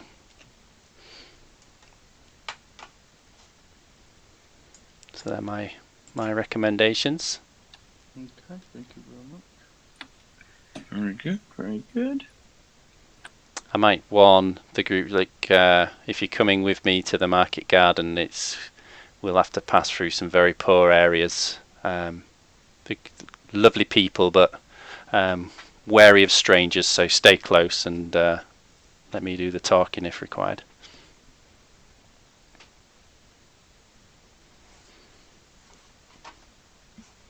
So what are you going for? What's the plan? Not Puss in Boots. So, did you say we're inside the city at the moment? Inside the walls? You're inside the walls of the city. Alright, so if we head to... I'll take... Sorry, Judd, what's your character's name? Malin. If I take Malin to the Traders Bazaar. Mal for short. Take Mal to there, and then... Malin. and then we can head northwest through the wall and up to the Market Garden.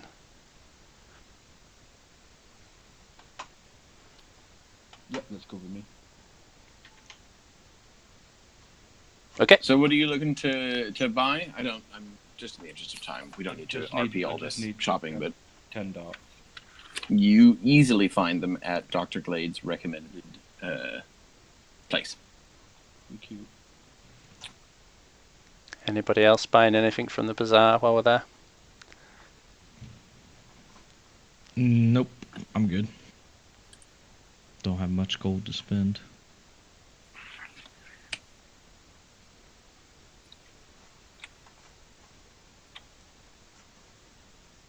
Okay. Looks like you're setting off. Yep. No, Boone's good to go. He's just planning on hunting while he's out. Just while they're walking or doing whatever. If they're on a ferry, if they're in the town, he'll just buy a few rations for the time they'll be on the ferry. Sure. Dr. Glade will slip Cricus a small vial of a liquid and tell him that, if things become bad and you get the shakes too much, can't function, put a drop of this on your tongue. A drop? Just a drop? Just a drop. I'll down the whole thing. Right now. Right now. It's bad. What happens, Adam? It was a placebo, but Dr. Glade will God, man, you'll be passed out. Spit it out. What is it? It's a concoction of my own making. You'll be high as a kite and dysfunctional. It tastes just like water. Well, it's not. Trust me. Boone is literally like, I think he's like 2 steps ahead of maybe like walk, and he's just keeping an ear out. Like this is he's loving this. He's loving it. This is way more fun than he thought it was gonna be. Well, do you have anything that's going to get me down from this?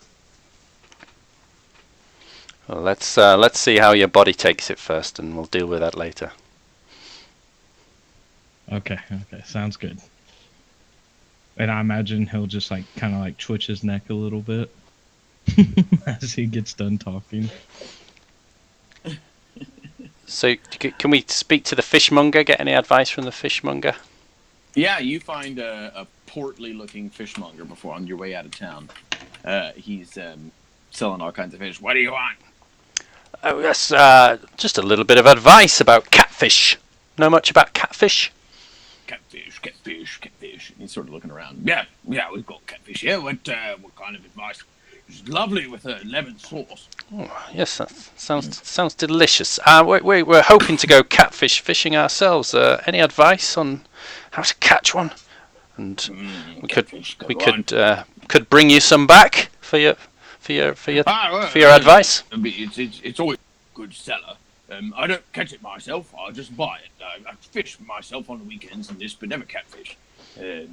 Mostly eels in the river. Anyway, but yeah, I'm glad to buy any catfish you've got going. It's fresh.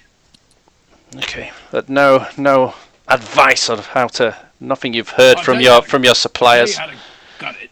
You run a knife down it. I tell you all kinds of things on how to prepare it, but I don't fish it myself. No, you need a fisherman for that, and I am in fact a fishmonger. I know how to cut things open. Bit of an expert, but okay. Good to know you're. Sounds like you've got it all set.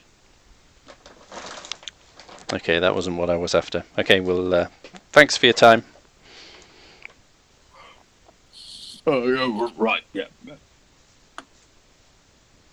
I guess. What exactly are you looking to know about? How to attract one. We need to catch this thing. We don't want to be spending weeks never seeing this thing and never surfacing. Just hoping for some advice of how to actually get it to the surface. It could be lurking at the bottom of the lake for months, docile. Might not even be interested in food this time of year.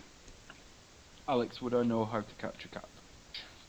I think the only way you ever learned how to catch a catfish was knee deep in water and you fucking pluck it out of the river like you're in Mulan. Okay. Can I grab someone's foot and lift him up? You can. You did when you were back in the forest. Awesome. I grew up to be a man. You were a man. Yeah. I'm gonna be swift as the Costume River. That's your character call now. Yeah.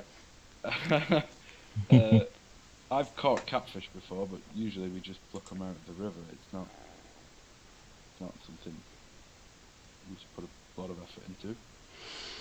Nothing that big. Let's hope you're right. I mean, I am right. I've done it. This is how we fish at home. I think plucking. You fish for a 20-foot catfish at home? No, I said I've never done it with a 20-foot catfish. Do you people listen?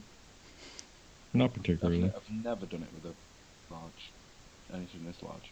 But we've caught catfish before. So, pretty much just telling us that you don't know how to do this in a roundabout long way? Yeah, that's what I said. Okay, thanks for the advice. It's okay, I'm here to help. Realistically, shouldn't we be able to ask people on the river, especially once we start getting close to those kind of lands? I imagine people around the surrounding areas eat the catfish as well. Yeah. Let's just do that. Bit of local knowledge. Let's hit the road. Or hit the river. Fine by me. Okay. You hit the river, Jack, And the way we're going to do this is a little bit different to what we've done in the past. Just in the interest, again, of time and space.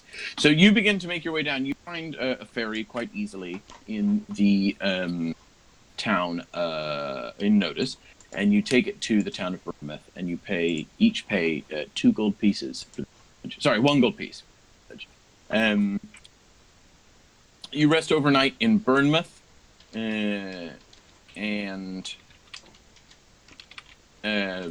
you camp out there. You stay in an inn. Which also, actually, unless anyone has an objection to staying in an inn, does anyone come up with a different way of staying? No, happy to stay in an inn. I would prefer to sleep outside, but I don't mind doing it in an inn. I mean, you could easily sleep on the streets. It's just, the streets. It's not like a... No, I mean outside the city, but if I'm inside, I will. I see. It's not really a city so much as it's a decently sized city. But you may find some green space to kick your feet up. And that costs another gold piece. You then begin to make your way from Bournemouth towards Swooley. And as you go, you find yourselves walking down this walking down the dirt road, and coming up the other way, you see a wagon, and it's guarded by these 5 chaps, and at the helm of the wagon is a man, a portly-looking gentleman, and he draws his horses, which are not depicted here. He draws his horses to a stop, and then also stop. And he calls out to you, and he says, "Oh, hello there." Hello there. Good afternoon. Good morning. What time is it? Yes. Good. Good day. Good morning. Good day. Hello. It's good to see you here on these roads. It's not many that we come across visitors. I'm just taking some goods to Bournemouth to sell. You wouldn't be in need of any ladies' clothes, would you? What size? No. All sizes, sir. Let me see your wares. What'd you say? Let me see your wares. And he says, certainly, come round. And he dismounts off of the thing, and he pushes one of the men guarding the thing aside, and he goes around to the back of his wagon and opens it up and says, come round, I'll show you. You can bring it to us. Oh no, I've got a whole wagon full of things here, you see. I couldn't possibly. And it takes... Boone kind of walks up next to... I'm sorry, Trevor, what's your character's name?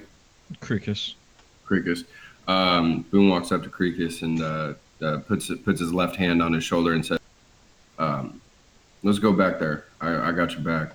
But just to be honest with you, I got a bad feeling about this guy. Can you hold yourself in a fight? Not up close. I'm not going back there. All right, you stay here. And then I look over to the doctor. Hey, Doc, let's go check these things out, yeah? Okay, I'll go with you. So maybe as we're passing the guards over there, Mm-hmm. how's the road been? We're on our way to Swooley. Any trouble? I'm sure. Answers you. The guards just sort of pick their teeth. And the portman says, "Oh, fine. Uh-oh. It's been encountered. Any trouble Boone, under Boone's poncho, he puts it on his pistol and unlatches the leather strap that keeps it holstered. Okay. Yeah, I think Dr. Glade will ready in action and just have maybe unbutton the inside pocket of his waistcoat where he keeps his scalpel. And just have that ready. I apologize. I really must apologize for all these men. I heard so many stories about people getting attacked and getting their things stolen on the way to Notice, highwaymen and all of that. So I thought a little extra security would help beef it up. if you will. But look, come, and he shows you as you now round the back of the wagon. He shows you this wagon. It's filled to the brim with very fine ladies' clothes. About what sizes are they? There's all sizes. Like small ones? Like little ones, like there's halfling and dwarf sizes, gnome sizes, and then there's also like human sizes and a variety of different ones. There's even a dragonborn dress or two. As he's telling us about like people getting robbed on the road, Mm-hmm. he's gonna say, "Oh yeah, you know it's a good idea. You're keeping this guard with you. You don't want anything bad happening to you." I want to ask you a quick question. How'd you come Sure. across these? How'd you come across these clothing? Clearly, I'm from the wholesalers, of course. I take it to notice, and then I sell it on and mark it up. Over in Swooley, you see, we get many imports, and I have a warehouse, and I help to transport goods back and forth every so often. Normally, I have one of my employees do it, but unfortunately, he was sick today, so I have to do it. I'd like to do an insight check on how he acquired the women's clothing. Okay. Go ahead and make that insight check.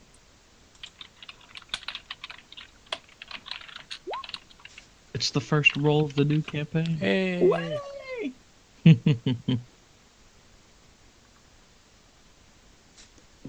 That's a 7. You have no reason to believe that he is lying. Okay. Yeah, these clothes don't look too bad. You mind if I touch them? See the find? Of course, please. Have whatever you'd like. Are your hands clean? So, he Boone kind of looks over at gosh, I'm so sorry. What's your character's name? The doctor. Yeah, Dr. Glade. There.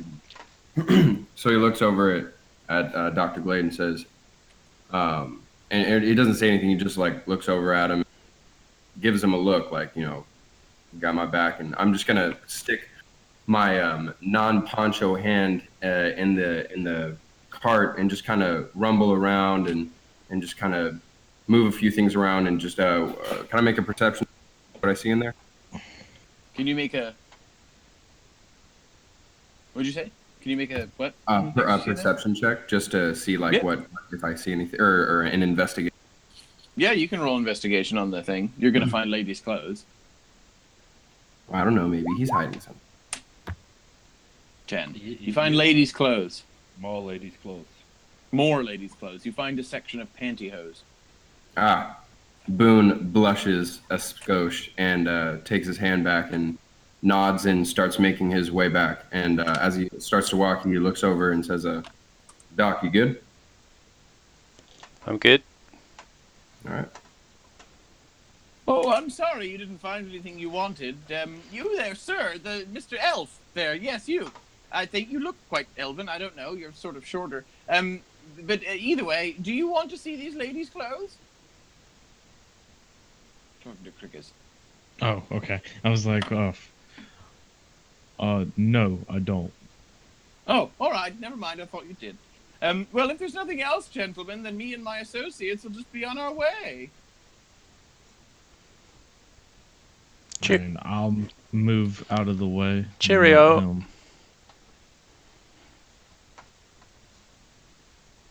And they begin to move down the street. Oh, Josh. Standing in the middle of the road. Crickus, they're going to start passing you. Make a perception check. Okay. Dang it, I accidentally closed that.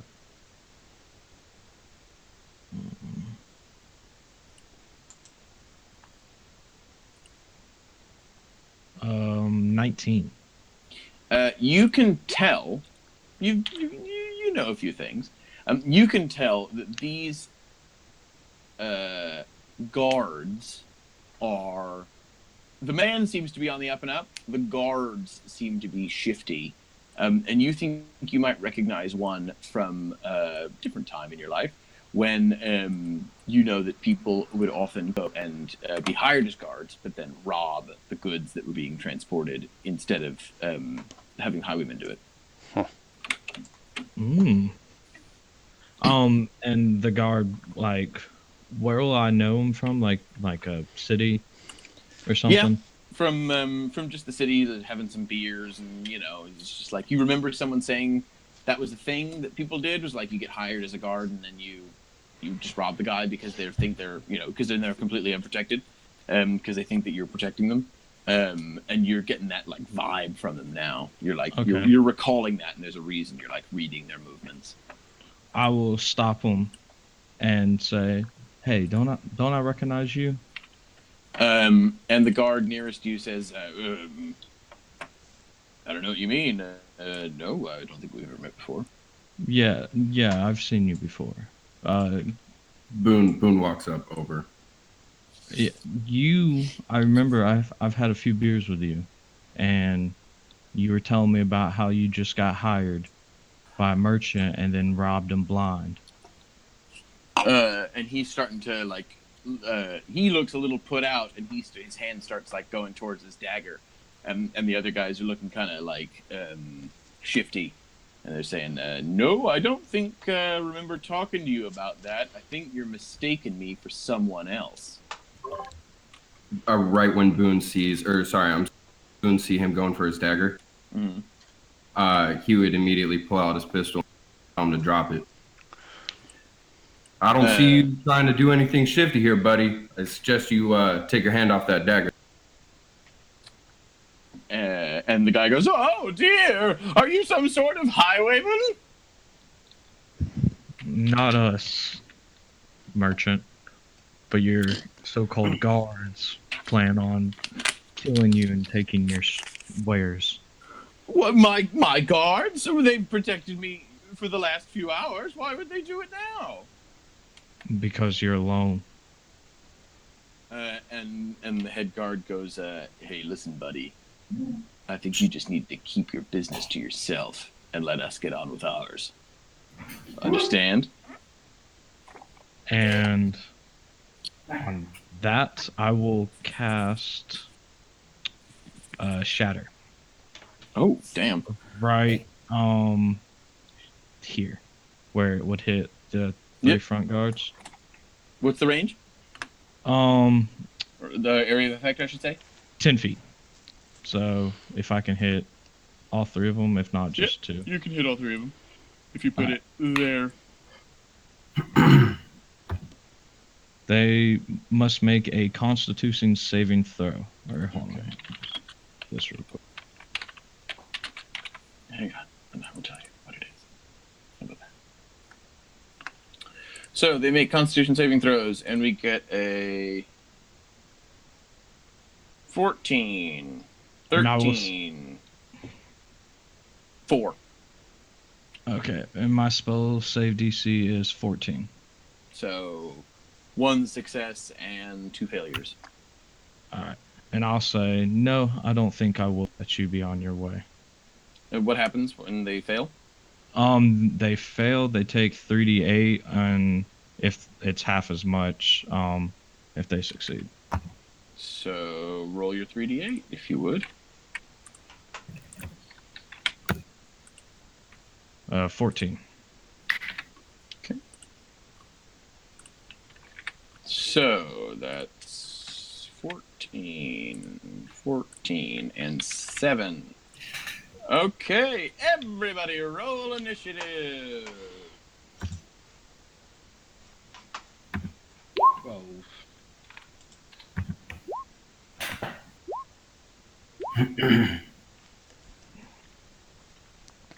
Ooh. Hey, first nat 20. Let's go. Can you guys hear your own echoing off my... No, I can't. No. No?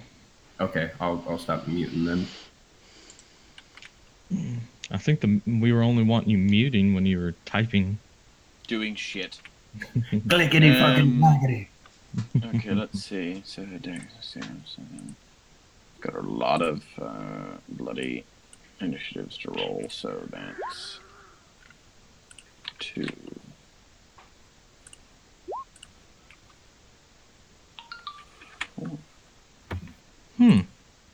It seems that Adam and Mike's initiatives were switched.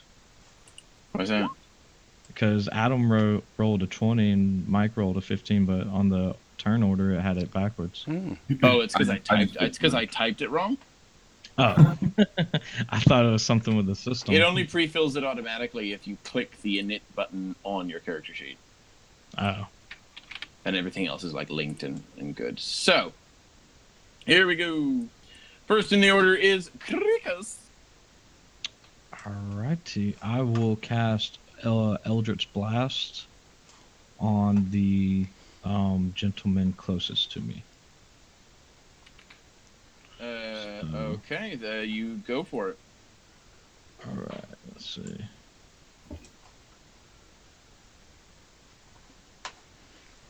I'm still trying to learn how to do this. That's what our first session is for. 14, and I don't know. Do I add anything to that for mages? Your spellcasting ability and your proficiency. Oh, okay. So plus 2, and then plus 6. So yeah, 20. You hit. All right, unequivocally. Cool. And then that's a 1d10. 3 points of damage. Oops. Okay, 3 points of damage. And we move on to Dr. Glade. Okay. Dr. Glade will move forwards to here and take a slice at this guy with his scalpel. Nice. Here we go. 22. That's a hit. And I will use my skill, what's it called? Deep Incision. So if I get a successful attack action, on a successful hit, the target takes the normal damage and suffers bleeding for a number of turns equal to your intelligence modifier. So it takes 8 piercing, and I've opened up a vein, so my intelligence modifier is 1. So, Okay, so the next turn he will suffer some bleeding damage. I'll come Yep, back to you and yep, you can tell me okay. what that is. Next in the order is this guy, who is going to pull out his heavy crossbow and shoot it at Boone. That is going to be a... Oops. That is going to be a 10 to hit. Nope, does not hit. His shot goes wide. Next in the order is this guy, who has just been sliced up by Dr. Glade. He's going to pull out a mace. He's got a big old mace. And then he's going to try and hit you with that mace in retaliation. And 19 to hit. Yeah, that hits. So that's going to be 3 points of damage. Okay. Next in the order, we've got this guy, who's also... He's going to pull out a mace and he's going to run over at Boone and try and hit him with it. That's 8. And now it's Malon's turn. Okay, I will cast Shillelagh. Nice. I'm going over and clobber the first one. I'll get this one, I guess. Yeah, so I'll run there and I will just hit him. Mm-hmm.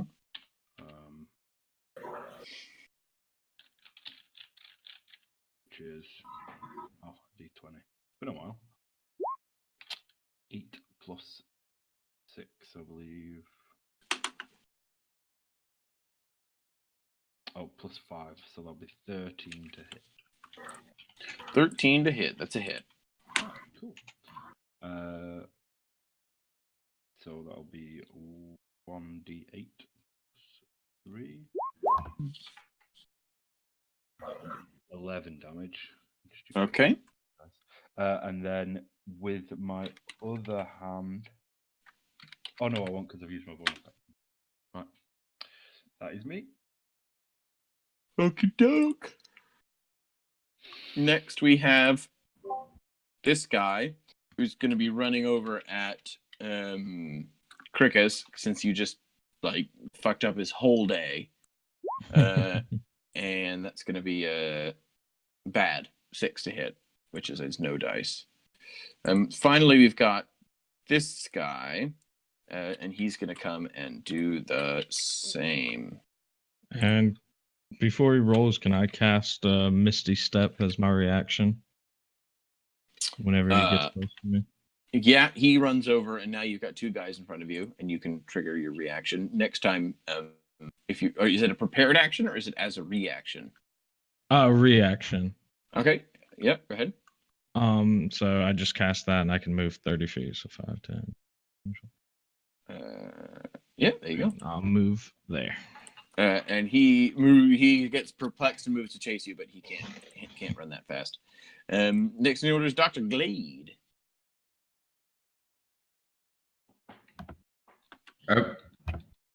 Did I go? You did, didn't you? Oh no, you did. No, you're next. Oh wait, how did that happen? No, you're right. Sorry, something happened with the order. You're go now, Boone. And you'll go in the next order properly. Okay. Boone is going to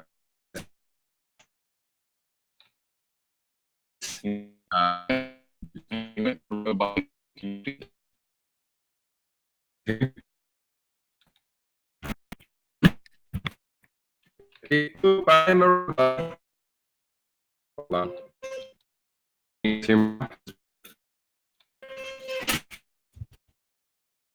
Oh.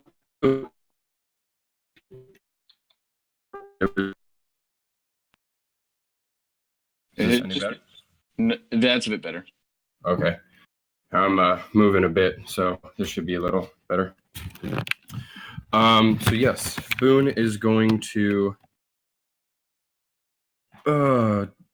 he's going to take an action to disengage and move 1, 2, 3, 20 over here, and he's going to action surge and pull out his pistol and shoot at this guy right here. Okie dokie. And here goes. Pull this out.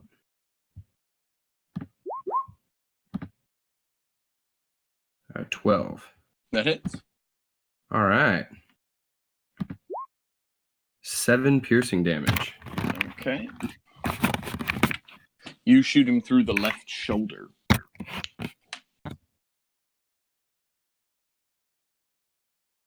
And that's that. Okay.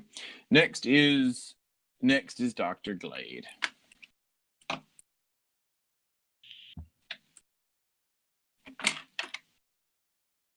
Doctor. Sorry, can you hear me now?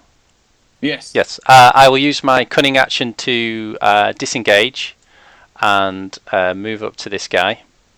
Okay. Because he's got an enemy within 5 feet of him, that allows me to do sneak attack. Yep, he's engaged with Malin and with Boone, so you can sneak him. So I will use my scalpel with sneak attack, which gives me advantage. 16. Yes, very good. Doing 9 from the sneak and 5 piercing, so 14 in total. You get the drop on him, and you manage to nick his carotid, and he collapses in a moment, dead. Nice. And then I'll use the rest of my movement, so that's 10, to go up behind the merchant and say, listen here, old chap. It seems you've got in with some bad uns. We're trying to help you here. It might look like we're murdering your guards, but I believe my friend, these guys have got it in for you. And he shrieks and begins to pull the cart away. Can I react and try and clamber on? Yes, you can. Make a dexterity check. Okay. Like acrobatics or something? Yeah, acrobatics. Yeah, do an acrobatics check. 7. You leap and you make it an extra 10 feet, and the cart moves away without you. Damn. Next in the order is Cricus. All right, I will move here. 5, 10, 15, 20, 25, 30. Here and cast Eldritch Blast on this guy. Okie dokie. And so.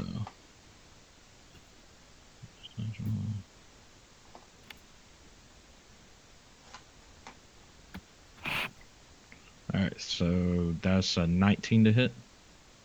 Okay. That hits. Alright. And then 2 plus. I forgot I had Agonizing Blast as one of my invocations. And it just adds my charisma modifier. So that's 6 points of damage. Okay. On that guy, 6 points of damage. Okie dokie. Next in the order is this guy. This guy is going to run over towards Malin. He's going to try and... He sees his buddy died, and he's like, no, Peter! And, gets a nat 20. Oh. Oh shit. And so that's going to be...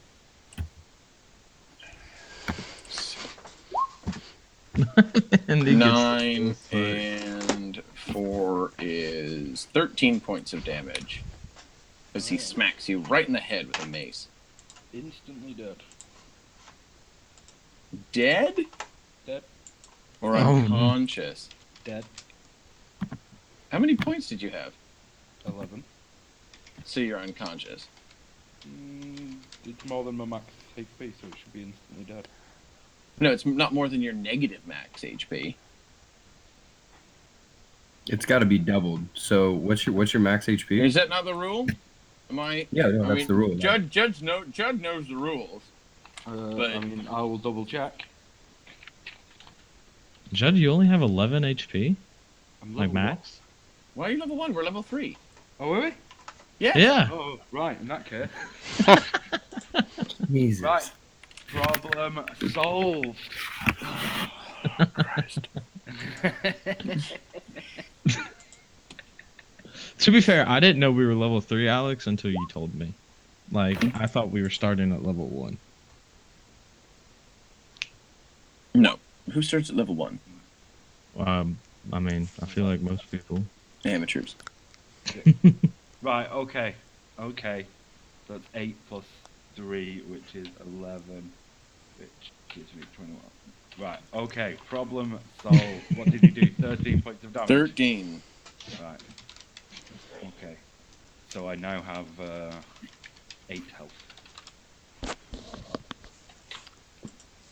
Okay. Okay. Continue. Sorry about that. Next in the order is Mr. Bleedy. So what happened to him there, Adam? What's He takes 1d8 bleeding damage. Do you want to roll that for me? Yeah, I'll roll that. With pleasure. 8. Oh. Nice. Yeah, he is still bleeding. He manages to stagger over towards Malin.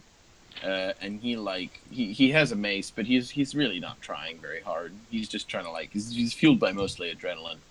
He gets a 12. 12 equals my armor class. That's a hit. Oh, God, this is bad news for you. That's 5 points of damage. Okay. Thank you. Okay. Next in the order is Boone Marlowe. Boone Marlowe. He sees Malin getting accosted by these men, and he's going to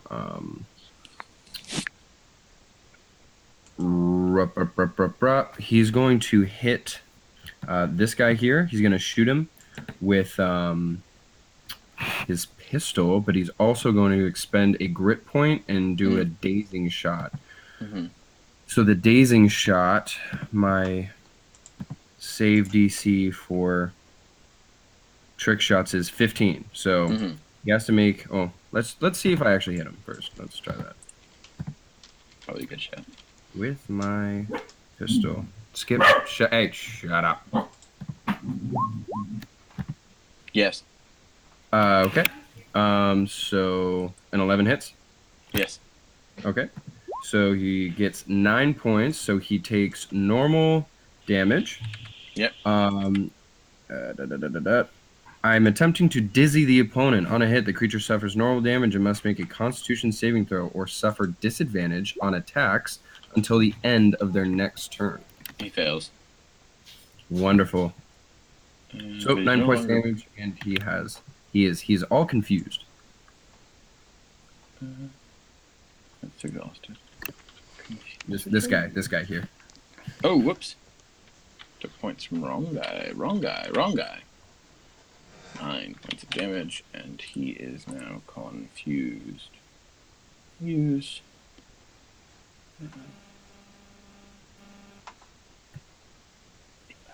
That one, I guess. Okay. Okay. Next is this. Oh, he's dead. Malin. Alright, let's fucking do this. I will transform into a brown bear. Yeah. What I wanted to do last turn, had I known I was level 3. Dr. Glade will just go, fascinating. I will let out a roar and, yeah, become into brown bear, and I will take 2 swipes at... Is that a large creature? Yes, it is a large beast. Alright. There we go. Swish. Love it. What do you call Malin? Alright, you are now a brown bear. Right. I will bite this fella. Okay. The one on the right is dead, yeah? This guy is dead, yes. This one's guy dead. is What's not this dead. symbol? Sorry, I didn't read it. I can't see them. That's a little skull and crossbones. No, what's the one on the left? Sorry. Oh, it's his confused symbol. I didn't know if there was a better no, one. that's okay. I needed to zoom in. Right, well, the middle guy, I'll take a bite at him then. Which will Okay. be 1d8. Oh, d20. That'll be, Is a bear bite only 1d8? Yeah, but he gets 2 attacks. Ah, I see. It's 24, which I imagine hits. That's a hit! Yeah. Alright. 1d8. That'll be 5 plus 4, 9 damage to him. Okay. And then I will claw him, Okay. which will be 14 to hit. Yeah. And then 9 more damage. Okay.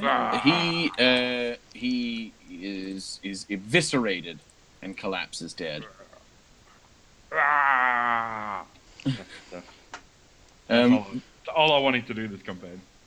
I'm done, boys. See you later. All right. See ya. Good playing with It's it. been good. This guy goes next, and he's gonna run over to a Dr. Glade who's dusting himself off after a less than successful fall while trying to catch a carriage.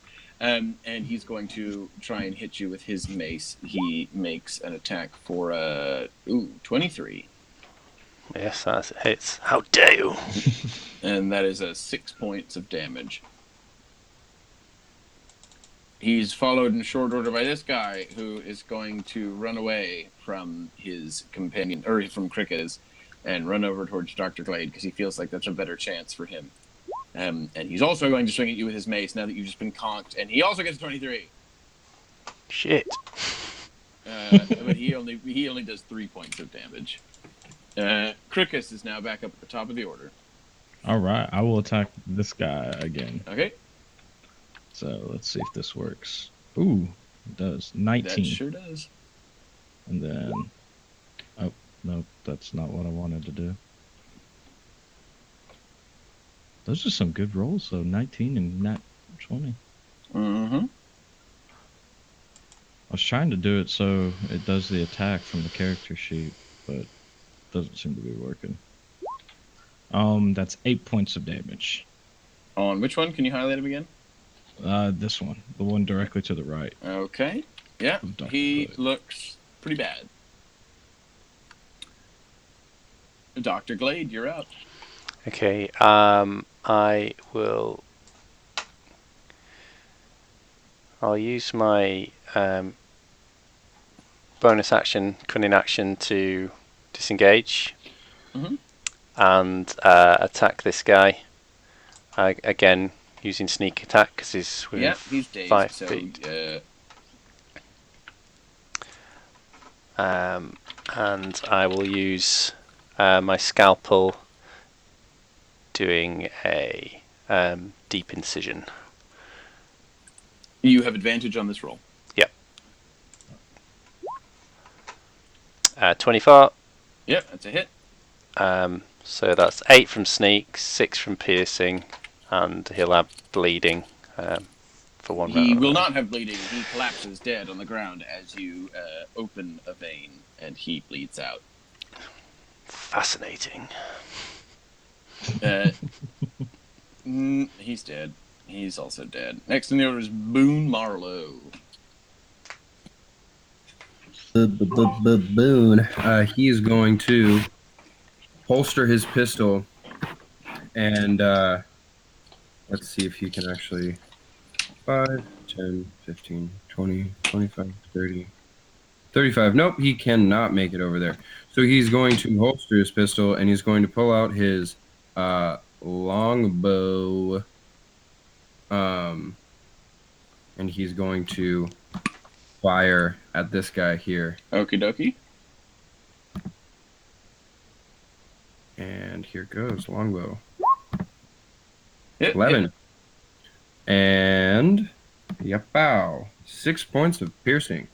Okay, this guy is hanging on by a thread. And then Boone's going to spit on the ground and say, "You're not worth the shot." He takes a single point of psychic damage from the insult.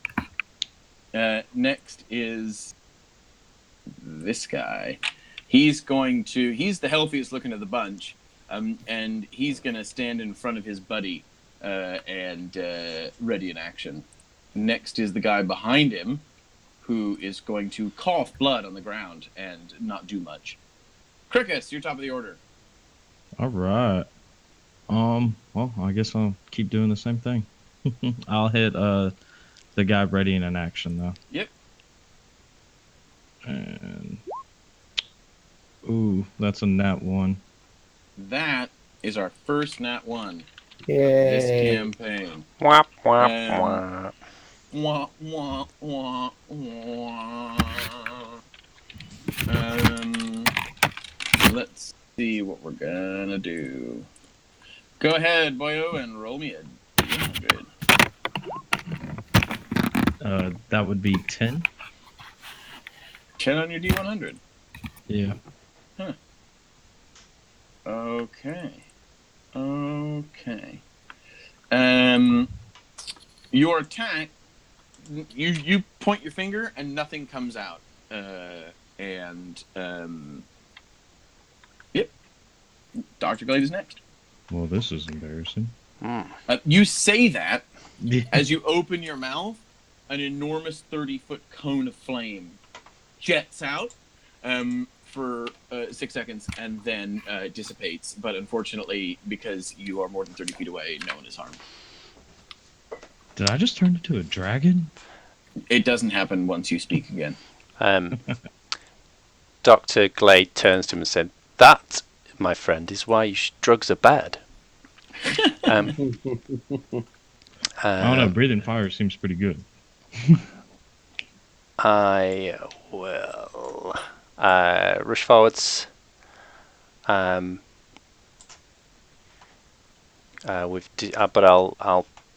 I'll hit this guy with my scalpel. Don't have sneak attack this time. Doing 9, No, I don't. Sorry, that's a miss, isn't it? 9, I'm guessing. That is a miss. So then I'll use my bonus action to disengage. And so that was 10, 15, 20. I'll go stand over here by the bear. Smart. Next in the order is this guy. He still has his action ready. He wasn't able to execute it once you were too flips and shit. But he's standing there waiting. This guy bleeds out and he dies. Next is where'd Malin go in this order? Oh, it's because he's a bear now. Right, Mal, it's your turn. Sweet. Who's still alive? Just this one. It's just this guy. Well, Yes, that guy. Then I shall move to him, and I shall bear him to death. Ah! Ah! I'll do 2 attacks. That'll be an 11 and a 19. For both attacks, both hit. Yeah. Oh, cool. That'll be a 1d8. That'll be 5 plus. Oh my god, we're gonna have to keep these bears handy. That's 4, I think. Yeah, so that'll be 9 damage. Okay. First, and then. Oh, you've got your exploding dice there. Yeah, I'm gonna turn it off in a second. And then 6, 12, 16. You maul him to death. His face falls off. And when he goes down, I'm gonna just crunch on his face. You do. It explodes. Dr. Glade comes for a closer look at that. Oh. Boone comes up over here and tries to harvest his arrow out of the guy he shot. You do. Okay. He's going to take out 50 feet of hempen rope, and he's going to drag him to the tree over here and find a low hanging branch. Oh, God. Mm-hmm. He's then going to take he's going to grab a piece of bark off this and mark it, and it's going to say Highwaymen right here, Highwaymen's Fate. And put it around his neck, and actually he's going to just lean him up against this rock right here. Okay. Yeah. I'm going to keep my rope. Well, some of it. I'm going to use some of it to put it there. Gnarly. Okay.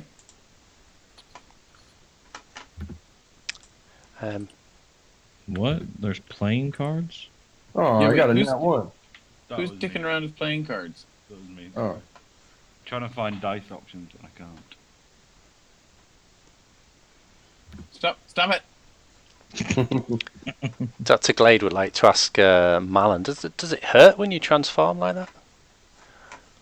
I am a bear, and therefore don't understand what you're saying. You shortly transform back from a bear into a man.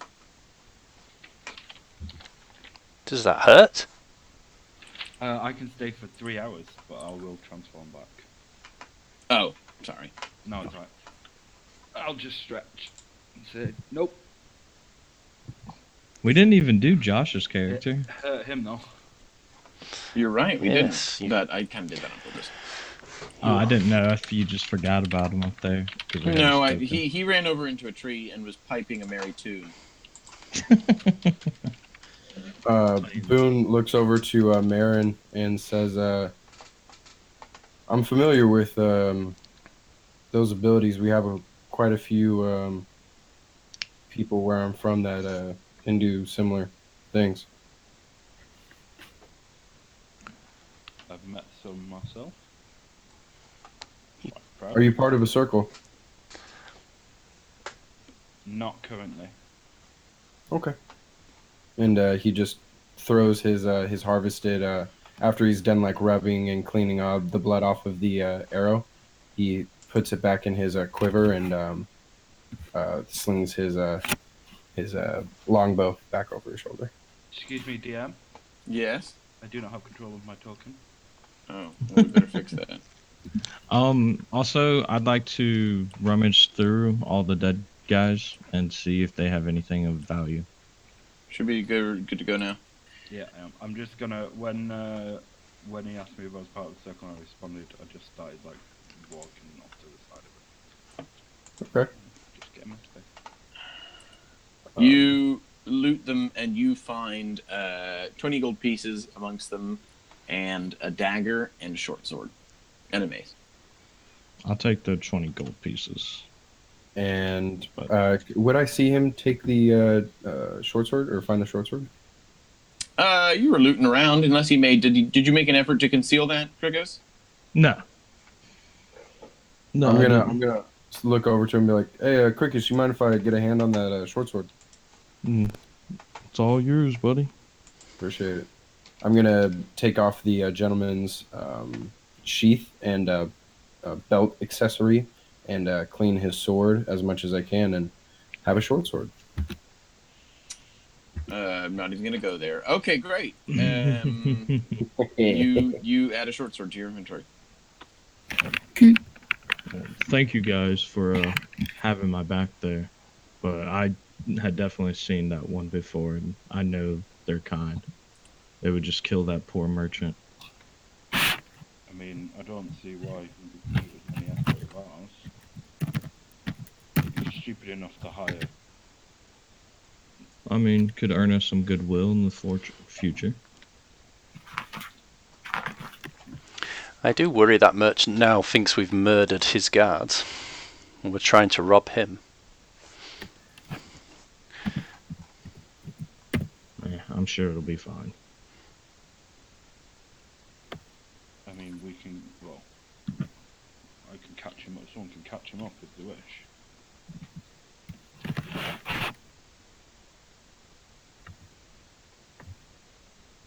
Can a bear catch him? I don't know. That Anything, mate, but I wasn't thinking of a bear.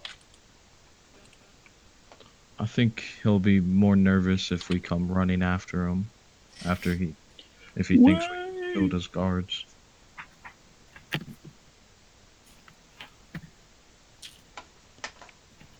I mean, At the end of the day, I think we all know that we saved him a bit of trouble and maybe even his life.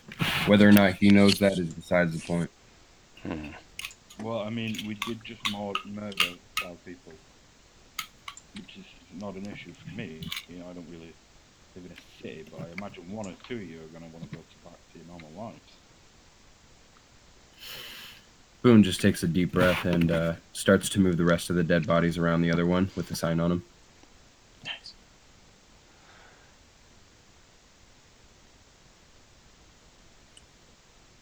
You arrange them all.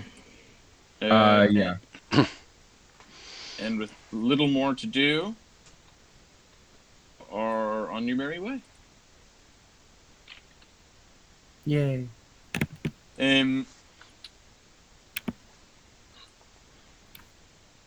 Ooh, the map.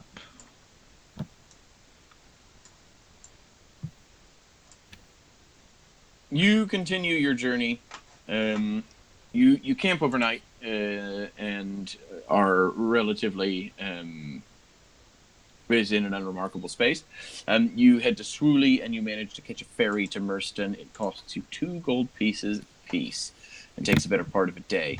By the time you get out of Merston and pass through the neighboring town of Wolfwater, neighboring city of Wolfwater, it is nearly the end of the day, but you crack on and you make it to your final camping spot, which is here.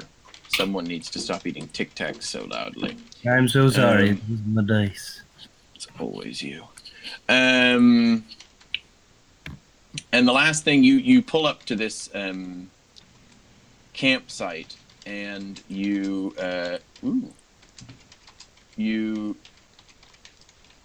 pitch your tent. You light your campfire, and you come on, stupid shit. There we go. And you make camp, and you discuss, I think, how to set the watch. Who's first? I let the group know. As an elf, I'm sure you all know, but I don't sleep like the rest of you. I just need about 4 hours of rest, so I can take the first 4 hours of watch. And if anybody else wants to accompany me, they're welcome. And then the last 4 hours, I'd request to be able to meditate. Dr. Glade would let them know as a tabaxi. He has dark vision, so he'd be probably best suited to take one of the darker shifts. I've no issue having a watch. I'll take the last one then. All right, job done. You begin to pass the night. It's relatively unremarkable. Each of you sits up and watches things. That's how the watch works, right? I just watched things so good with a nat 20. You're the watchiest one. And at the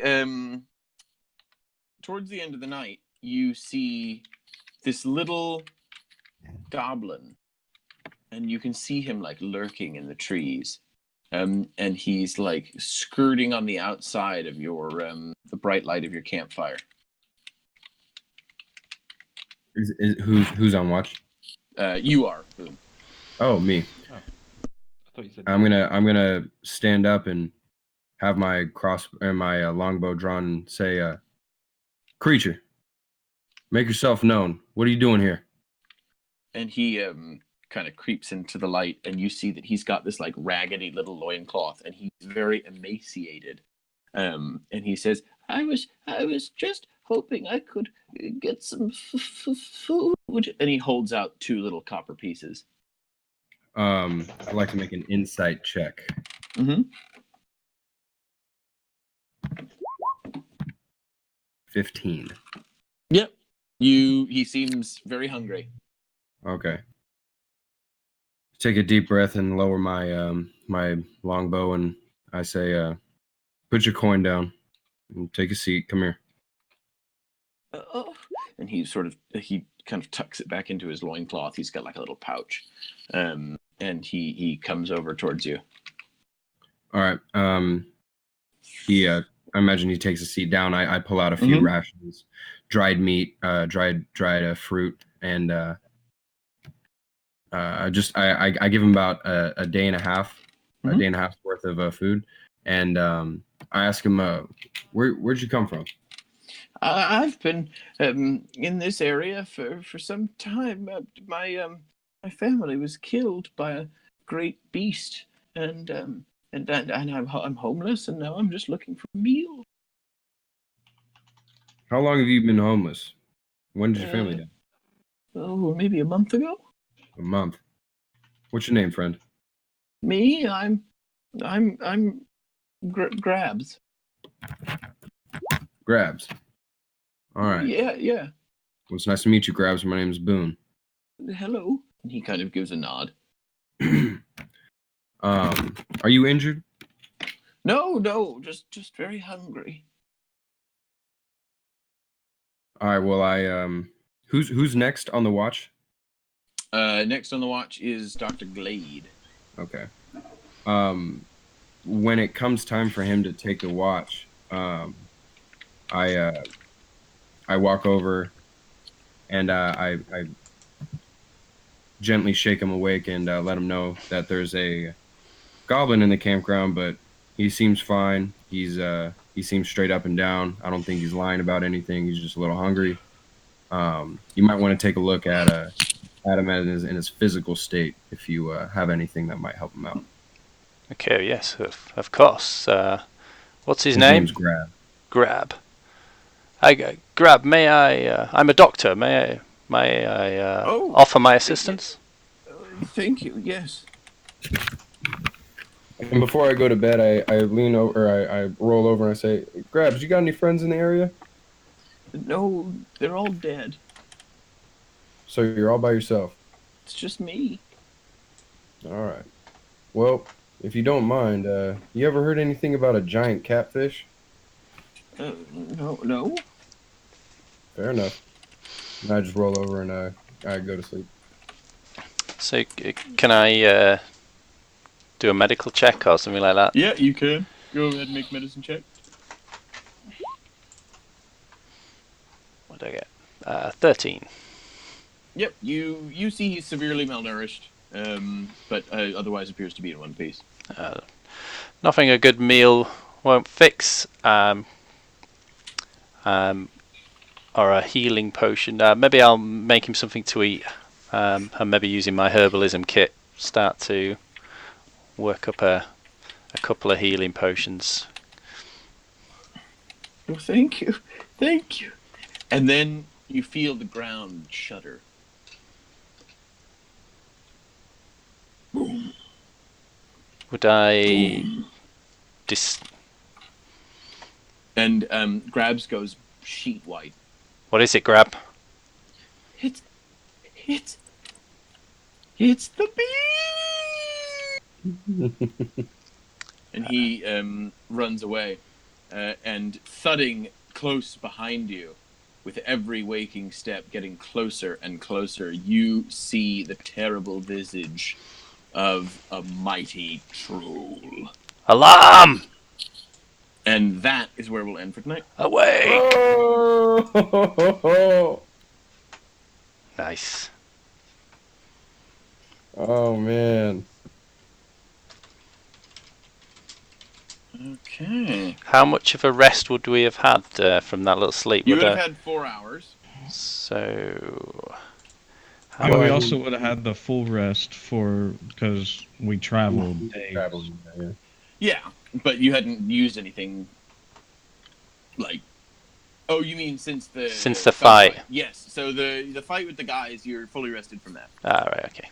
Thanks. Yeah. And then you are down by 1. Okay. And what experience are we looking at? Oh, you managed to cook up a cheeky... Excuse me. 200 points each. Cool.